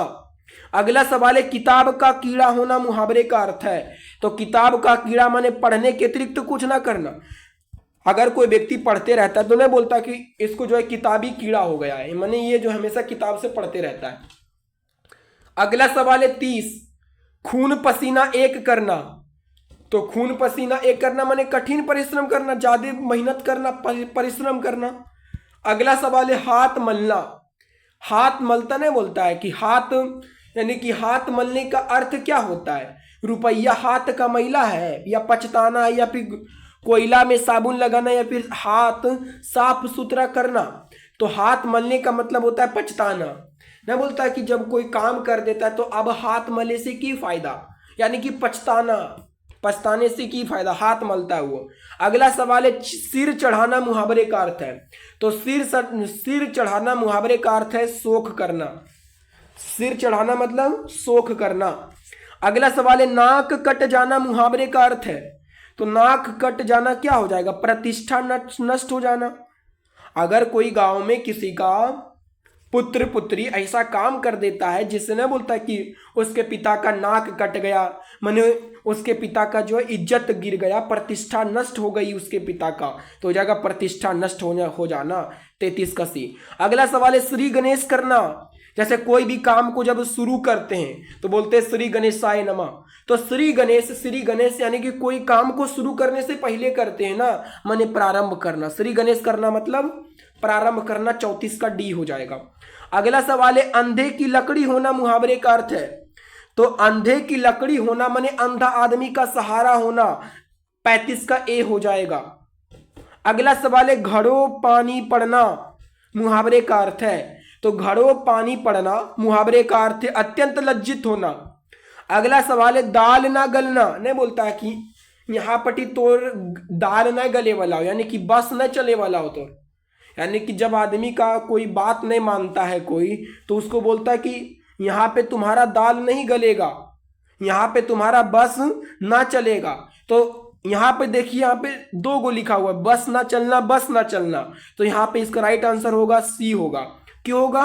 क्योंकि यहाँ पे देखिए शुद्ध लिखा हुआ है बॉस और बस ना चलना, यानी कि बो और तालम सो लिखा हुआ है ना, और यहाँ पे बो और दंत सो लिखा हुआ है। तो यहाँ पे आपको शुद्ध शब्द का भी ध्यान देना है जब आप हिंदी बनाएंगे। तो अगला सवाल है पट्टी पढ़ाना मुहावरे का अर्थ है। पट्टी पढ़ाना मुहावरे का अर्थ क्या है? तो बेवकूफ बनाना। नहीं बोलता है कि कोई आदमी को पट्टी पढ़ा के भेजा है, यानी कि तुमको जो पढ़ा के भेजेगा वही यहाँ पे वो आदमी करता है। तो पट्टी पढ़ा के भेजना माने बेवकूफ बनाता है आदमी को। अगला सवाल है मुट्ठी गरम करना मुहावरे का अर्थ है। तो मुट्ठी गरम करना माने क्या होता है? घूस देना। 39 का क्या हो जाएगा? ए, यानी कि जो पुलिस वाला जो रिश्वत लेता है कि मुट्ठी गरम कर दो मेरा, यानी कि वो घूस लेता है ना। अगला सवाल है क्वेश्चन नंबर 40 है नाक का बाल होना मुहावरे का अर्थ है। तो नाक का बाल होना मुहावरे का अर्थ हो जाएगा बहुत प्रिय होना। अगला सवाल है खाक छानना मुहावरे का अर्थ है। तो खाक छानना मतलब क्या हो जाएगा? बहुत खोजना। बहुत खोजना माने खाक छानना। अगला सवाल है कलेजा फटना मुहावरे का अर्थ है। तो कलेजा फटना, तो कलेजा फटना हो जाएगा बर्दाश्त ना होना। अगला सवाल है अक्ल पर पत्थर पड़ना मुहावरे का अर्थ है। तो अक्ल पर पत्थर पड़ना माने उसका बुद्धि भ्रष्ट हो गया, बुद्धि से काम न लेना, उसी को कहते हैं अक्ल पर पत्थर पड़ना। 43 का डी हो जाएगा। अगर कहीं बुद्धि भ्रष्ट होना वहां भी रह जाए तो वो भी आप मार सकते हैं। 43 का डी। अगला सवाल है कलेजे पर सांप लौटना मुहावरे का अर्थ है।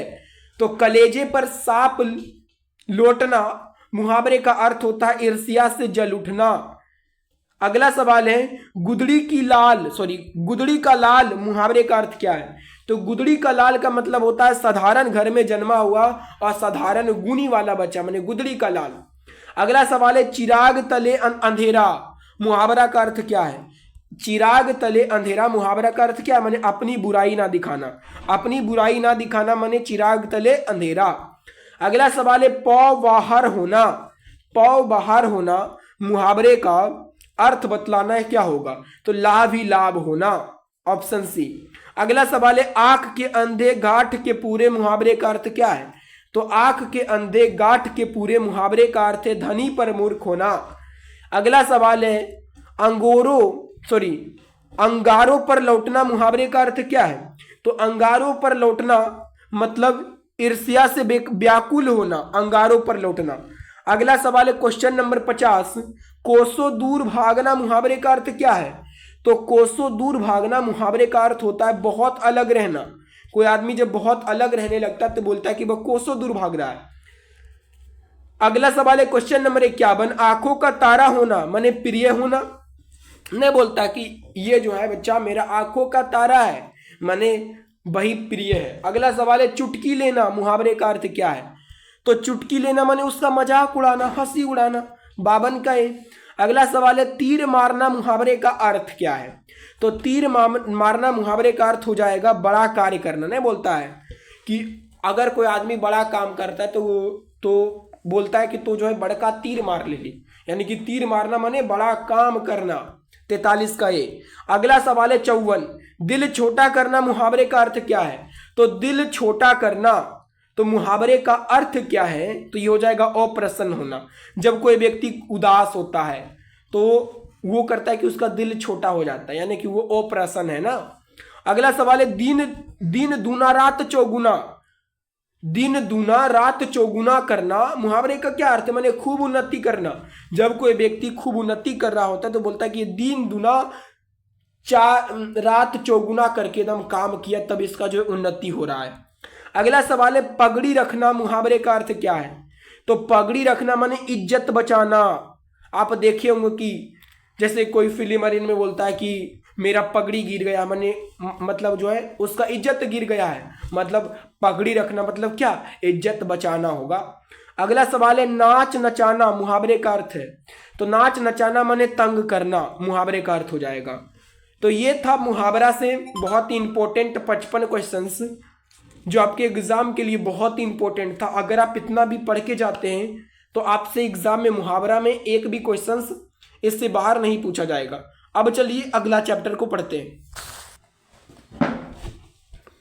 अगला चैप्टर है पर्यायवाची शब्द। पर्यायवाची शब्द भी आपके एग्जाम के लिए बहुत ही इंपॉर्टेंट है, जहां से एग्जाम में आपके बहुत सारे क्वेश्चंस बनते हैं। तो पर्यायवाची शब्द क्या होता है? यानी कि एक ही शब्द का बहुत सारा नाम होना पर्यायवाची शब्द। जैसे मैं कहता हूं आग, तो आग का नाम होता है अग्नि। आग को अग्नि भी बोलते हैं, पानी को जल भी बोलते हैं, तो ये हो जाएगा उसका पर्यायवाची हो जाएगा। एक ही शब्द का बहुत सारा नाम। जैसे देखिए क्वेश्चंस करवाते हैं। पहला सवाल है अनल शब्द का पर्यायवाची। अनल शब्द का पर्यायवाची आग हो जाएगा। आग को अनल भी कहते हैं, अग्नि भी कहते हैं, याद रखना है। अगला सवाल है आयुष्मान शब्द का पर्यायवाची क्या होगा? तो आयुष्मान का पर्यायवाची होता है चिरंजीव। जब कोई आशीर्वाद देता है तो बोलता है चिरंजीवी भवा, आयुष्मान हो, यानी कि एक ही शब्द है, यानी कि उसको आशीर्वाद ही दिया जा रहा है। तो आयुष्मान शब्द का पर्यायवाची चिरंजीव हो जाएगा। अगला सवाल है झंझट शब्द का पर्यायवाची। तो झंझट शब्द का पर्यायवाची क्या हो जाएगा? बवाल। झंझट माने बवाल ही होता है। अगला सवाल है डरावना शब्द का पर्यायवाची होगा। तो डरावना का पर्यायवाची हो जाएगा भयानक, दोनों एक ही है। अगला सवाल है कपड़ा शब्द का पर्यायवाची। तो कपड़ा शब्द का पर्यायवाची हो जाएगा बसन। वस्त्र भी होगा इसका पर्यायवाची, याद रखना है। अगला सवाल है अग्नि शब्द का पर्यायवाची। तो अग्नि को आग बोलते हैं, अनल बोलते हैं और साथ में पावक भी बोलते हैं, आपको याद रखना है। अगला सवाल है शब्द का पर्यायवाची। तो शब्द को जो है नाद भी बोलते हैं, निनाद भी बोलते हैं, ध्वनि भी बोलते हैं, तो इनमें सभी बोलते हैं। अगला सवाल है गंगा शब्द का पर्यायवाची। तो गंगा को मंदाकिनी के नाम से भी जानते हैं, तो गंगा का हो जाएगा पर्यायवाची मंदाकिनी। अगला सवाल है देवता का पर्यायवाची शब्द है। तो देवता का पर्यायवाची देव। देवता को देव भी बोलते हैं ना। अगला सवाल है पृथ्वी का पर्यायवाची। तो पृथ्वी का पर्यायवाची भूमि होता है। अगला सवाल है पय, क्या है? अगला सवाल है पय। तो पय का पर्यायवाची शब्द क्या होगा? तो पय का पर्यायवाची होगा दूध। दूध को पय भी बोलते हैं। अगला सवाल है अर्नय का समानार्थी यानी पर्यायवाची। समानार्थी शब्द बोले या फिर पर्यायवाची शब्द एक ही होता है। तो अर्नय का पर्यायवाची क्या होगा? तो अर्नय का होता है विपिन, ऑप्शन ए। अगला सवाल है किरण का पर्यायवाची बताना है, तो किरण का पर्यायवाची होता है रसीम, ऑप्शन बी। अगला सवाल है कुबेर का पर्यायवाची क्या होगा, तो कुबेर का पर्यायवाची धनादीप हो जाएगा। अगला सवाल है कृपा, कृपा का पर्यायवाची क्या होगा, तो कृपा का पर्यायवाची आशीष हो जाएगा, 15 का डी। अगला सवाल है 16, केला का पर्यायवाची क्या होगा, तो केला का पर्यायवाची कदली होता है, कदली। अगला सवाल है कृष्ण, तो कृष्ण का पर्यायवाची क्या होगा, तो कृष्ण भगवान को जो है केशव के भी नाम से जानते हैं, कृष्ण भगवान को ही कहते हैं केशव। अगला सवाल है आग का पर्यायवाची क्या होगा, आग का होता है पावक होता है, अभी मैंने बताया पीछे वाले क्वेश्चंस में। अगला सवाल है चंद्रमा, चंद्रमा का पर्यायवाची क्या होता है, जो तो चंद्रमा को शशि भी बोलते हैं, क्या बोलते हैं, शशि। अगला सवाल है हाथी, तो हाथी का पर्यायवाची होता है गज, हाथी को गज भी बोलते हैं, पता ही होगा आपको। अगला सवाल है कमल, तो कमल का पर्यायवाची क्या होता है, तो कमल शब्द का पर्यायवाची होता है कमल शब्द का पर्यायवाची होता है पंकज, कमल को पंकज भी बोलते हैं क्योंकि कमल जो ये कीचड़ में उगता है ना, इसलिए इसको पंकज बोलते हैं। अगला सवाल है नारी, तो नारी का पर्यायवाची क्या होता है, औरत, नारी को औरत भी बोलते हैं, स्त्री भी बोलते हैं, तो 22 का हो जाएगा सी। अगला सवाल है समुद्र, समुद्र का पर्यायवाची क्या हो जाएगा, तो समुद्र का होता है सिंधु। अगला सवाल है पत्नी, तो पत्नी को भार्या भी बोलते हैं ना, पत्नी को भार्या बोलते हैं, तो 24 का हो जाएगा ए। अगला सवाल है क्वेश्चन नंबर 25, रात का पर्यायवाची क्या हो जाएगा, तो रात को निशा भी बोलते हैं पर्यायवाची, तो रात का पर्यायवाची क्या हो जाएगा, निशा। अगला सवाल है क्वेश्चन नंबर 26, नर, तो नर का पर्यायवाची क्या हो जाएगा, तो नर को बोलते हैं क्या, हम आदमी भी बोलते नहीं बोलते, नर, आदमी, पुरुष, ये सब नर का पर्यायवाची है। अगला सवाल है क्वेश्चन नंबर 27, पृथ्वी का पर्यायवाची शब्द क्या होगा, तो पृथ्वी का धरती हो जाएगा, भूमि भी होता है पृथ्वी का पर्यायवाची, धरती भी हो जाएगा, यानी कि 27 का हो जाएगा राइट आंसर डी। अगला सवाल है राजा का पर्यायवाची क्या होगा, राजा का पर्यायवाची क्या होगा, तो नृप, राजा का पर्यायवाची नृप, नृप का मतलब भी राजा ही होता है। अगला है घर, घर का पर्यायवाची क्या, गृह, गृह मने भी घर ही होता है। अगला सवाल है सूर्य, सूर्य का पर्यायवाची क्या होगा, तो देखिए सूर्य को बोलते हैं रवि भी बोलते हैं और सूर्य को आदित्य भी बोलते हैं, आपको याद रखना है, पर्यायवाची है। अगला सवाल है तालाब, तालाब का पर्यायवाची क्या होगा, तो सरोवर, तालाब को सरोवर भी कहते हैं। अगला सवाल है अग्नि, अग्नि का आग हो जाएगा, पावक भी होता है, अनल भी होता है। अगला सवाल है मेघ, मेघ का पर्यायवाची क्या होगा, बादल हो जाएगा मेघ का। अगला सवाल है गंगा, गंगा का पर्यायवाची क्या हो जाएगा, तो गंगा का पर्यायवाची हो जाएगा जाहेबी, ऑप्शन सी हो जाएगा 34 का सी। अगला सवाल है क्वेश्चन नंबर 35, अश्व, अश्व का पर्यायवाची, अश्व बोलते हैं घोड़ा को, तो अश्व का पर्यायवाची क्या हो जाएगा, 35 का तुरंग हो जाएगा, तुरंग को अश्व भी बोलते हैं, घोड़ा भी बोलते हैं, ये पर्यायवाची अश्व का। अगला सवाल है पत्नी शब्द का पर्यायवाची क्या हो जाएगा, तो पत्नी को अर्धांगिनी भी बोलते हैं, अर्धांगिनी बोले, भार्या बोले, सब पत्नी का ही पर्यायवाची है, आपको याद रखना है। अगला सवाल है 37 नंबर, सर्प शब्द का पर्यायवाची बताना है, तो सर्प का पर्यायवाची होता है उरग, सर्प का क्या होता है, पर्यायवाची उरग होता है। अगला सवाल है ब्रह शब्द का पर्यायवाची शब्द क्या होगा, तो ब्रह शब्द का पर्यायवाची होता है चतुरानन, चतुरानन को ब्रह भी बोलते हैं। अगला सवाल है क्वेश्चन नंबर 39, चंद्र शब्द का पर्यायवाची शब्द क्या होगा, तो चंद्र का पर्यायवाची हिमांशु भी होता है, ऑप्शन डी। तो ये था पर्यायवाची से 39 इंपॉर्टेंट क्वेश्चंस। अब चलिए अगला चैप्टर को देखते हैं, तो अगला चैप्टर है विलोम शब्द। विलोम शब्द को उल्टा शब्द भी बोलते हैं, यानी कि उल्टा जो अर्थ होता है उसको बोलते हैं विलोम शब्द। तो इसमें पहला सवाल है कृष्ण, तो कृष्ण का विलोम क्या हो जाएगा, तो कृष्ण का विलोम शुक्ल होता है। अगला सवाल है स्तुति, स्तुति का विलोम क्या हो जाएगा, स्तुति का निंदा होता है। अगला सवाल है संध्या, संध्या का विलोम क्या होता है, प्रातः होता है, संध्या माने सांझ, प्रातः माने सुबह। अगला सवाल है दूषित, दूषित का क्या हो जाएगा, स्वच्छ हो जाएगा ना, 4 का सी। दूषित माने खराब, स्वच्छ माने अच्छा होता है। अगला सवाल है शेष, शेष शब्द का विलोम क्या हो जाएगा, शेष यानी कि जो बचता है, और जो ना बचे उसको क्या बोलते हैं, अवशेष बोलते हैं, ऑप्शन ए। तो शेष का उल्टा अवशेष हो जाएगा। अगला सवाल है ईमानदार शब्द का विलोम, ईमानदार का क्या हो जाएगा, बेईमान हो जाएगा, ईमानदार आदमी का उल्टा बेईमान हो जाएगा। अगला सवाल है 7 नंबर क्वेश्चन। आवरण शब्द का विलोम होगा, आवरण का विलोम क्या हो जाएगा? अनावरण। आवरण का अनावरण। अगला सवाल है ऊंच शब्द का विलोम नीच हो जाएगा, ऊंचा का नीचा हो जाएगा 8 का भी। अगला सवाल है कठोर शब्द का विलोम, तो कठोर का कोमल हो जाएगा, कठोर का कोमल हो जाएगा। अगला सवाल है क्वेश्चन नंबर 10, आगामी शब्द का विलोम क्या होगा? तो आगामी शब्द का विलोम हो जाएगा विगत। अगला सवाल है जड़ शब्द का विलोम होगा, तो जड़ शब्द का विलोम हो जाएगा चेतन, 11 का सी। अगला सवाल है क्वेश्चन नंबर 12 है, आकाश शब्द का विलोम होगा, तो आकाश का विलोम हो जाता है पताल। अगला सवाल है पुरस्कार शब्द का विलोम, पुरस्कार माने उसको सम्मानित करना, तो पुरस्कार का विलोम क्या हो जाएगा? तो पुरस्कार का हो जाएगा दंड हो जाएगा। अगला सवाल है खरा शब्द का विलोम, तो खरा का विलोम क्या होगा? खोटा, खरा का खोटा। अगला सवाल है उदंड, तो उदंड का विलोम हो जाएगा विनम्र, क्या हो जाएगा? विनम्र। अगला सवाल है क्वेश्चन नंबर 16, सकार शब्द का विलोम, तो सकार का विलोम हो जाएगा निराकार। अगला सवाल है क्वेश्चन नंबर 17, निंदा का विलोम क्या होगा? तो निंदा का विलोम होता है प्रशंसा करना। अगला सवाल है धरती, धरती का विलोम क्या होगा? तो धरती का विलोम आकाश होता है। वैध का विलोम क्या होगा? तो वैध का विलोम अवैध हो जाएगा। ज्ञात का विलोम क्या हो जाएगा? अज्ञात हो जाएगा। ज्ञात माने पता है, अज्ञात माने पता नहीं है। अगला है 21 नंबर अनुराग, अनुराग का विलोम हो जाएगा विराग हो जाएगा। अगला सवाल है अर्थ, अर्थ का विलोम क्या हो जाएगा? अर्थ का विलोम इति हो जाएगा, 22 का डी। अगला सवाल है क्वेश्चन नंबर 23, यथावर शब्द का विलोम, तो यथावर शब्द का विलोम हो जाएगा जंगम, क्या हो जाएगा? जंगम, 23 का बी। अगला सवाल है नर का विपरीतार्थक शब्द क्या हो जाएगा? नर का नारी हो जाएगा। अगला सवाल है क्वेश्चन नंबर 25, तलवार शब्द का विलोम क्या होगा?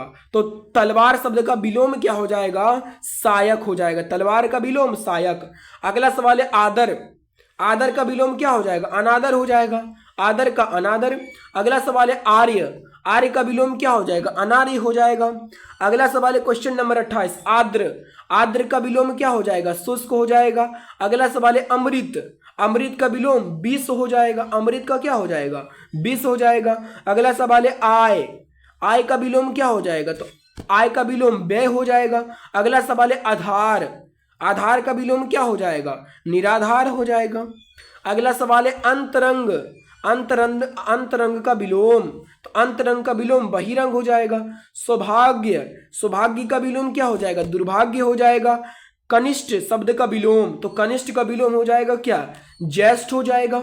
अगला सवाल है स्वदेश शब्द का विलोम, तो स्वदेश माने अपना देश, तो स्वदेश का हो जाएगा विदेश हो जाएगा, विदेश माने दूसरा देश, 35 का डी। उन्नति, उन्नति का विलोम क्या हो जाएगा? उन्नति का विलोम अवनति हो जाएगा। अगला सवाल है अधिकतम, तो अधिकतम का विलोम न्यूनतम हो जाएगा, अधिकतम माने ज्यादा, न्यूनतम माने कम। अगला सवाल है अगम, अगम, अगम का विलोम क्या हो जाएगा? सुगम, याद रखना है, अगम का विलोम सुगम हो जाएगा। अगला सवाल है क्वेश्चन नंबर 39, एकेश्वरवाद शब्द का विलोम क्या होगा? तो एकेश्वरवाद शब्द का विलोम क्या हो जाएगा? बहेश्वर हो जाएगा, ऑप्शन सी, यहाँ पे पूरा मिटा हुआ है। अगला सवाल है क्वेश्चन नंबर 40, 40 से उग्र शब्द का विलोम क्या होगा? तो उग्र शब्द का विलोम क्या हो जाएगा? सौम्य हो जाएगा। तो ये था विलोम से 40 इंपॉर्टेंट सवाल। आप सिर्फ इतना याद करके जाएंगे तो आपका क्वेश्चन विलोम शब्द से नहीं छूटेगा। अगला चैप्टर है अनेक शब्दों के लिए एक शब्द। यहाँ पे आपको अनेक शब्द दिए रहेंगे, तो उसके लिए आपको एक अच्छा सा शब्द बताना है कि क्या होगा। देखिए पहला सवाल है गोद में सोने वाला कहलाता है, गोद में सोने वाला क्या कहलाता है? तो अंकशाई कहलाता है, ऑप्शन सी हो जाएगा राइट आंसर। अगला सवाल है गुरु के समीप रहने वाला विद्यार्थी कहलाता है, तो अंतेवासी कहलाता है, गुरु के समीप रहने वाला। अगला सवाल है जिसका खंडन ना किया जा सके उसे अखंडनीय कहते हैं। अगला सवाल है जिसका जन्म पहले हुआ हो, यानी कि बड़ा भाई, यानी कि अगर मान लीजिए कि हमारा जन्म से पहले किसी का जन्म हुआ हो, यानी कि वो होता है हमारा बड़ा भाई, तो उसको कहते हैं अग्रज। क्या कहते हैं? अग्रज कहते हैं, ऑप्शन सी हो जाएगा राइट आंसर। अगर यहाँ पे यही पूछा जाता कि जिसका जन्म बाद में हुआ हो, यानी कि बाद में हुआ मतलब वो हमारा छोटा भाई होगा, तो छोटा भाई को अनुज कहते हैं, बड़ा भाई को अग्रज कहते हैं। अगला सवाल है जिसके बिना काम ना चले, जिसके बिना काम ना चल सके उसके लिए एक शब्द क्या है, तो अपरिहार्य है। अगला सवाल है जो खाने योग्य हो वह है, जो खाने योग्य हो उसे क्या कहते, खाद कहते, खाद माने खाने योग्य। अगला सवाल है जिसने गुरु से दीक्षा ली हो को एक शब्द है, जिसने गुरु से दीक्षा ली हो के लिए एक शब्द क्या, दीक्षित, 7 का ए। अगला सवाल है शिव का उपासक कहलाता है, तो शिव के उपासक को सेव कहते हैं। अगला सवाल है जीवन भर का एक शब्द है, तो जीवन भर के लिए एक शब्द क्या हो जाएगा, आजीवन, यानी कि जीवन भर। अगला सवाल है तीव्र बुद्धि वाला कहलाता है, तीव्र बुद्धि वाला क्या कहलाता है, तो कुशाग्र कहलाता है। अगला सवाल है यश वाला, यश वाला कहलाता है, तो यश वाला यशस्वी कहलाता है। अगला सवाल है लोक का कहलाता है, लोक का माने लौकिक कहलाता है। ग्राम का ग्रामीण कहलाता है, 13 का डी हो जाएगा। अगला सवाल है क्वेश्चन नंबर 14, पुत्र का पुत्र यानी कि पुत्र का पुत्र, पुत्र का पुत्र पौत्र होता है, पौत्र माने पोता। अगला सवाल है याचना करने वाला के लिए एक शब्द बताना, याचक हो जाएगा, याचना करने वाले को याचक कहते हैं। अगला सवाल है खेलने वाला कहलाता है, खेलने वाला क्या कहलाता है, खिलाड़ी कहलाता है। अगला सवाल है जिसके समान द्वितीय नहीं है उसे बोलते हैं अद्वितीय, जिसके समान कोई दूसरा नहीं है उसे अद्वितीय कहते हैं। अगला सवाल है जो स्त्री अभिनय करे के लिए एक शब्द क्या होगा, तो जो स्त्री अभिनय करे के लिए एक शब्द है अभिनेत्री। अगला सवाल है क्वेश्चन नंबर 19, जिसने यश प्राप्त किया, जिसने यश प्राप्त किया उसके लिए एक शब्द क्या होगा, यशस्वी। अगला सवाल है निरीक्षण करने वाला के लिए एक शब्द क्या होगा, तो निरीक्षण करने वाला के लिए एक शब्द हो जाएगा निरीक्षक। अगला सवाल है क्वेश्चन नंबर 21, जो बहुत बोलता है के लिए एक शब्द बचाल हो जाएगा, बहुत बोलने वाला को बचाल कहते हैं। जो पुरुष अभिनय करे के लिए एक शब्द हो जाएगा अभिनेता, यानी कि अगर स्त्री करे अभिनेत्री, अगर पुरुष करे तो उसे कहते हैं अभिनेता। 22 का भी। अगला सवाल है जिस पर विश्वास किया जा सके उसे कहते हैं विश्वसनीय, जिस पर विश्वास किया जा सके विश्वसनीय। अगला सवाल है क्वेश्चन नंबर 24 नंबर है जिसके 4 पद हो, जिसके 4 पद हो उसके लिए क्या है, चतुष्पद। अगला सवाल है जिसे भय नहीं है, तो जिसे भय नहीं होता है ना उसे कहते हैं निर्भर कहते हैं, यानी सॉरी निर्भर नहीं निर्भय कहते हैं, यानी कि उसको कोई डरे ना है, तो जिसे भय नहीं हो उसे निर्भय कहते हैं। 25 का बी। अगला सवाल है क्वेश्चन नंबर 26, 2 बार जन्म लेने वाला कहलाता है, तो 2 बार जन्म लेने वालों को द्विज कहते हैं। अगला सवाल है क्वेश्चन नंबर 27, गिरा हुआ के लिए एक शब्द है, तो गिरा हुआ के लिए एक शब्द होता है पतित, गिरा हुआ के लिए एक शब्द पतित। तो ये था अनेक शब्दों के लिए एक शब्द से इंपॉर्टेंट 27 क्वेश्चंस। अगला चैप्टर है उच्चारण स्थान। उच्चारण स्थान माने कोई वर्ण उसका उच्चारण कहाँ से होता है, तो मैं आपको ट्रिक पहले बता देता हूँ। ट्रिक याद रखना है आपको, के क्या याद रखना है, देखिए KTM 2 यानी कि डी से DO 2, KTM 2, इसको सिर्फ आप याद रखना। देखिए क ख ग घ यानी कि क च ट त प, क च ट त प, इसमें 5 वर्ग होते हैं क ख में, याद रखना है। तो के माने होता है कंठ, तो जो को वर्ग वाला वर्ण होता है उसका उच्चारण कंठ से होता है। टी से होता है तालु, यानी कि जो दूसरा वर्ग होता है चो वर्ग वाला, को का उच्चारण कंठ से, चो वर्ग का उच्चारण तालु से, टी से तालु। एम से होता है मूर्धा, क्या होता है मुद्रा, मूर्धा होता है, यानी कि जो होता है टो वर्ग वाला, तो टो वर्ग का उच्चारण मूर्धा से होता है। डी से होता है दंत, यानी कि जो चौथा वर्ग होता है तो वर्ग का उच्चारण दंत से होता है। ओ से होता है औष्ठ, तो औष्ठ जो होता है वो होता है प वर्ग का उच्चारण औष्ठ से होता है। अब देखिए क्वेश्चन आपका कैसे बनता है। पहला सवाल है मो का उच्चारण, तो मो देखिए किस वर्ग में आता है, क च ट त प, तो मो आता है प में आता है, प वर्ग में आता है, तो मो का उच्चारण किससे होगा, ओठ से होगा, क्योंकि KTM 2 यानी कि ओ माने ओष्ठ, यानी कि ओष्ठ का उच्चारण किससे होगा, यानी कि पो वर्ग का उच्चारण ओष्ठ से होता है। 1 का बी। अगला सवाल है क्वेश्चन नंबर 2, योरोलोवो कौन व्यंजन है, तो योरोलोवो को बोलते हैं अंतःस्थ व्यंजन। क्या बोलते हैं, अंतःस्थ व्यंजन। 2 का सी हो जाएगा। उष्म व्यंजन पूछे तो होता है तालम सो, मूर्धन्यो दंतसो हो। स्पर्श व्यंजन पूछे तो ये 25 होता, स्पर्श व्यंजन की संख्या 25 होता है। क वाला, च वाला, ट वाला, तो वाला, प वाला, ये होता है स्पर्श व्यंजन। अगला सवाल है क्वेश्चन नंबर 3, हिंदी में अनुनासिक वर्णों की संख्या 5 होती है। हिंदी में अनुनासिक वर्णों की संख्या 5 होती है, इसलिए इसे पंचमाक्षर भी कहते हैं। जैसे कोई वर्ग लीजिए, क खो वाला लास्ट वाला क्या आता है, अंगो। चो छो के लास्ट में क्या आता है, इया। टो ठो के लास्ट में क्या आता है, मूर्धन्यो। तो के लास्ट में क्या आता है, दंतनो। और पोफो के लास्ट में क्या आता है, मो आता है। इन्हीं 5 को कहते हैं अनुनासिक वर्ण, और इसी को कहते हैं पंचमाक्षर। तो अनुनासिक वर्णों की संख्या 5 हो जाएगी। अगला सवाल है अंघो। अंघो का उच्चारण स्थान क्या है, तो अंघो को वर्ग में आता है ना, तो कंठ हो जाएगा 4 का है। अगला सवाल है टो का उच्चारण स्थान क्या है, टो। टो यानी कि ट ठ, यानी कि ये तीसरा वर्ग है ना, तो के टी एम, एम मने मूर्धा, तो हो जाएगा ए, हो जाएगा 5 का ए। अगला सवाल क्या है, 6 नंबर है, ब का उच्चारण स्थान क्या होगा, तो ब का उच्चारण स्थान क्या होता है, तो बो। तो ये देखिए बो जो है किस में आता है, प फॉर्म में आता है ना, तो हो जाएगा ओस्ट, हो जाएगा 6 का सी। अगला सवाल है, कोष्टक में अंकित विराम चिन्ह है, यानी कि जो कोष्टक में जो अंकित ये वाला चिन्ह जो है, ये वाला चिन्ह, इस चिन्ह का नाम बताना है क्या, तो इसको कहते हैं योजक चिन्ह। क्या बोलते हैं, योजक चिन्ह बोलते हैं। अगला सवाल है क्वेश्चन नंबर 8, निम्नलिखित में कौन वर्ण अघोष है, तो अघोष वर्ण हो जाएगा इसमें थौ।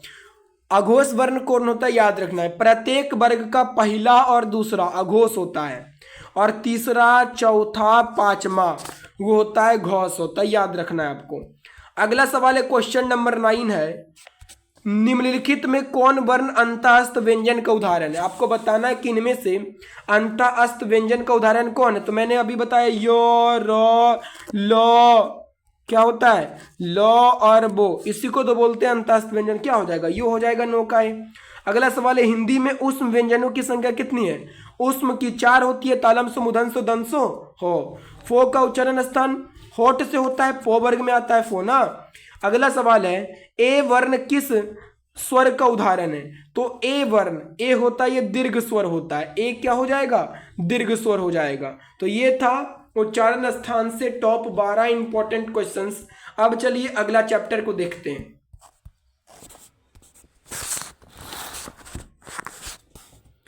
अगला चैप्टर है शब्दों का शुद्धिकरण, यानी कि आपसे पूछा जाता है एग्जाम में शुद्ध शब्द को चुने, तो शुद्ध शब्द कौन है आपको देखना है। तो पहला सवाल है, निम्न में शुद्ध शब्द है, देखिए यहाँ पे शुद्ध कौन सा लिखा है, परमेश्वर, परीक्षण, प्राण या परीक्षा, तो परीक्षा शुद्ध है।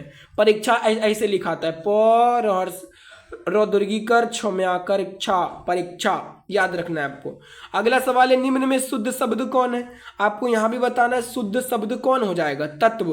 तत्व जो है ऐसा ही लिखाता है, सही है, आपको याद रखना है। अगला सवाल है, निम्नलिखित में कौन शब्द शुद्ध है, शुद्ध शब्द बताना है इनमें से कौन है, तो परीक्षण कैसे लिखाता है, एकदम आप एकदम गौर से देख लीजिए। अगला सवाल है क्वेश्चन नंबर 4, निम्नलिखित में कौन शब्द अशुद्ध है, आपको बताना है अशुद्ध शब्द कौन है, यानी कि गलत वाला शब्द। तो देखिए वनवास सही लिखाया, ऐसे ही लिखाता है, रसायन भी सही है, मरण भी सही, लेकिन बिना, बिना ऐसे नहीं लिखाता है, तो हो जाएगा अशुद्ध शब्द, 4 का डी हो जाएगा। अगला चैप्टर है शब्द। शब्द से भी आपके एग्जाम में कम से कम एक क्वेश्चन तो बनता ही बनता है। देखिए पहला सवाल है, पगड़ी शब्द क्या है, पगड़ी जो ये देशज शब्द में आता है। अगला सवाल है, जिन शब्दों के खंड सार्थक ना हो उन्हें रूढ़ शब्द कहते हैं, और जिन शब्दों के खंड सार्थक हो उसे यौगिक कहते हैं। अगला सवाल है, भिक्षा शब्द क्या है, तो भिक्षा शब्द ये तत्सम में आपको याद रखना है। अगला सवाल है क्वेश्चन नंबर 4, किसी भाषा के मूल शब्द को क्या कहते हैं, तो किसी भाषा के मूल शब्द को तत्सम कहते हैं। 100 शब्द का तत्सम रूप क्या होगा, तो 100 का तत्सम रूप हो जाएगा सत्य हो जाएगा। अगला सवाल है, निम्नलिखित में कौन शब्द विदेशी शब्द है, इसमें बताना है विदेशी शब्द कौन है, तो कैंची, कैंची विदेशी वाला शब्द है। अगला सवाल है जलज शब्द किस शब्द का उदाहरण है, तो जलज जो है ये योग रूढ़ शब्द है। तो ये था शब्द से 7 इंपॉर्टेंट क्वेश्चंस, आपको याद रखना है। अगला चैप्टर है क्रिया। क्रिया से जो है आपके एग्जाम में कभी क्वेश्चंस बनते हैं, कभी नहीं भी बनते हैं, लेकिन आपको मैं पढ़ा देता हूं। देखिए इसमें पहला सवाल है, क्रिया के कितने भेद है? तो क्रिया के दो भेद होते हैं, सकर्मक क्रिया और अकर्मक क्रिया। अगला सवाल है, चंदन ने उसका व्यापार हथिया लिया, यह वाक्य किस क्रिया का उदाहरण है? तो यह जो है नाम बोधक क्रिया है। अगला सवाल है क्वेश्चन नंबर 3, मैं घड़ा भरता हूं, वाक्य में कौन क्रिया? बताना है सकर्मक है, अकर्मक है, द्विकर्मक है या संयुक्त क्रिया है। तो देखिए सकर्मक क्या होता है? जिसमें क्या, अगर हम क्या का उत्तर पूछे अगर वहां पे है तो सकर्मक होता है।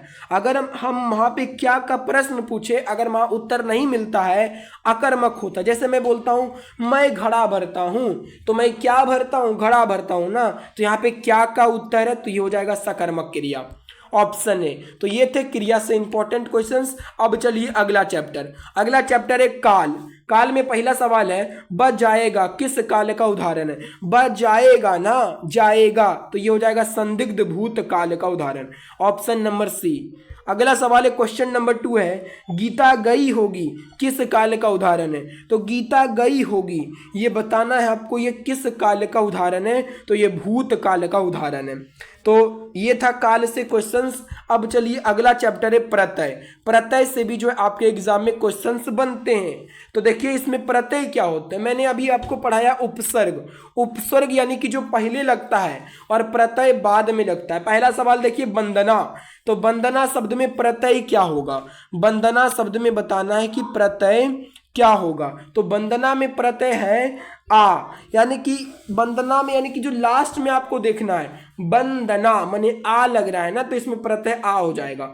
अगला सवाल है संज्ञा सर्वनाम और विशेषण के अंत में लगने वाले प्रत्यय को क्या कहते हैं? संज्ञा सर्वनाम और विशेषण के अंत में जो प्रत्यय लगता है उसे क्या कहते हैं? तो उसे कहते हैं तद्धित प्रत्यय कहते हैं। अगला सवाल है लुटेरा में कौन सा प्रत्यय है? तो लूट जोड़ एरा, लुटेरा, यानी कि इसमें एरा प्रत्यय लगा हुआ है। अगला सवाल है आनंदित, आनंद जोड़ इत, आनंदित, इसमें प्रत्यय कौन सा लगा हुआ है? आनंदित में इत लगा हुआ है।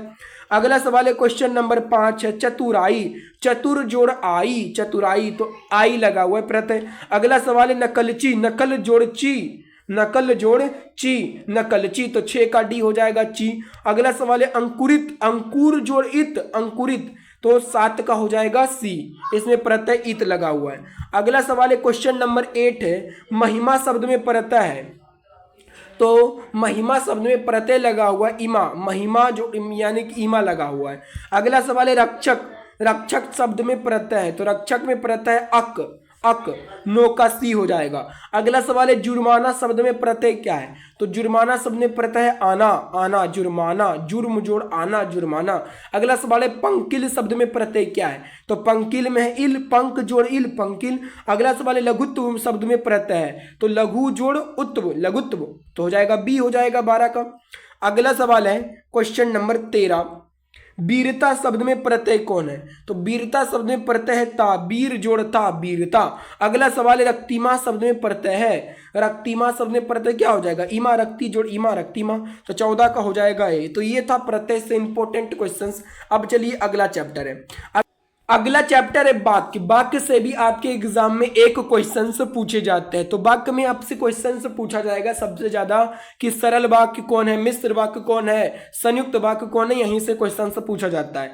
पहला सवाल है, देखिए क्या लिखा हुआ है, जिससे किसी बात के ना होने का बोध हो उसे क्या कहते हैं? तो उसे निषेधवाचक वाक्य कहते हैं। निषेध यानी कि जहां पे बाधा डाला जा रहा हो, जहां पे कोई काम के ना होने का बोध हो, निषेधवाचक वाक्य होता है। जैसे मैं कहता हूं कि वहां मत जाओ, तो मैं वहां पे बाधा डाल रहा हूं ना कि वहां मत जाओ, बाधा डालने वाली चीज हो, निषेधवाचक वाक्य। अगला सवाल है रचना की दृष्टि से वाक्य के कितने प्रकार हैं? तो रचना की दृष्टि से जो है वाक्य 3 प्रकार के होते हैं, सरल, मिश्र, संयुक्त वाक्य। अगला सवाल है हर तरह के संकटों से घिरे रहने पर भी वह निराश नहीं हुआ, यह किस वाक्य का उदाहरण है? तो यह सरल वाक्य है। अगला सवाल है क्वेश्चन नंबर 4 है, उसने उस पुस्तकालय को खरीदा जो उसके मित्र का था। जो उसके मित्र का था ना, तो मिश्र वाक्य हो जाएगा। अगला सवाल है, हमारे जवानों को देखकर दुश्मन भाग गए। तो यह संयुक्त वाक्य है, हमारे जवानों को देखकर दुश्मन भाग गए। अगला सवाल है क्वेश्चन नंबर 6 है, दरिंदों ने केवल मासूमों को लूटा ही नहीं बल्कि उनकी हत्या भी कर दी। किस वाक्य का उदाहरण है? तो 6 का राइट आंसर हो जाएगा सी, ये संयुक्त वाक्य का उदाहरण है। तो ये था वाक्य से इंपॉर्टेंट क्वेश्चंस। अगला सवाल है वाक्य शुद्धि। आपसे पहचानने के लिए आता है कि बताइए कि कौन सा वाक्य शुद्ध है। तो इसमें पहला सवाल है, निम्न में शुद्ध वाक्य कौन है? बताना है आपको इनमें से शुद्ध वाक्य कौन है। यह कहना आपकी गलती है, शब्द केवल संकेत मात्र है, हमारे शिक्षक प्रश्न पूछते हैं, चरखा काटना चाहिए। इनमें शुद्ध वाक्य कौन सा है? तो 1 का राइट आंसर हो जाएगा ए, यह कहना आपकी गलती है, ये शुद्ध वाक्य है। अगला सवाल है, निम्नलिखित में शुद्ध वाक्य कौन है? इनमें से बताना है शुद्ध वाक्य कौन है। मैंने 1 वर्ष तक उनकी प्रतीक्षा देखी, यह काम आप पर निर्भर करता है, पशुओं का झुंड चारों ओर पानी की खोज में घूम रहा था, मेरे लिए ठंडी बर्फ और गर्म आग लाओ। तो इसमें शुद्ध वाक्य ऑप्शन सी, पशुओं का झुंड चारों ओर पानी की खोज में घूम रहा है। तो 2 का हो जाएगा सी। अब देखिए अगला चैप्टर है पदबंध। पदबंध से भी आपके एग्जाम में क्वेश्चंस रहते हैं। तो देखिए इसमें पहला सवाल है, कहा जा सकता है कौन पदबंध है? बताना है आपको, कहा जा सकता है इसमें कौन सा पदबंध है? तो इसमें क्रिया पदबंध है। अगला सवाल है, गुलाब का पौधा प्रतिदिन फलता फूलता जा रहा है, कौन पदबंध है? तो गुलाब का पौधा प्रतिदिन फलता फूलता जा रहा है, इसमें क्रिया पदबंध है। कौन सा पदबंध है? क्रिया पदबंध है। 2 का ए हो जाएगा राइट आंसर। अगला सवाल है, वहां अकेले बैठा हुआ आदमी अपराधी है, इस वाक्य में कौन पदबंध है? वहां अकेले बैठा हुआ आदमी अपराधी है, इस वाक्य में कौन सा पदबंध है? तो इस वाक्य में संज्ञा पदबंध है, आपको याद रखना है। तो ये था पदबंध से क्वेश्चंस। अगला चैप्टर है वचन। वचन आपको याद रखना है, बहुवचन और एक वचन। तो देखिए पहला सवाल है, हिंदी में वचन के कितने प्रकार है? बताना है आपको, हिंदी में वचन कितने प्रकार के होते हैं? 2 प्रकार के होते हैं, एक वचन जिससे एक का बोध होता है, बहुवचन जिससे एक से अधिक का बोध होता है, बहुवचन। अगला सवाल है, रीति शब्द का बहुवचन रूप क्या होगा? तो रीति का बहुवचन क्या हो जाएगा? रीतियां हो जाएगा। तो ये था वचन से 2 इंपॉर्टेंट क्वेश्चंस। तो ये था पूरा संपूर्ण व्याकरण जो मैंने आपको एक वीडियो में करा दिया। तो अगर आपको ये वीडियो पसंद आया है तो वीडियो को लाइक जरूर कर दीजिएगा, और अगर आपके अलावा आपका कोई दोस्त एग्जाम देने वाला है तो उससे भी इस वीडियो को शेयर जरूर कर दीजिएगा। धन्यवाद।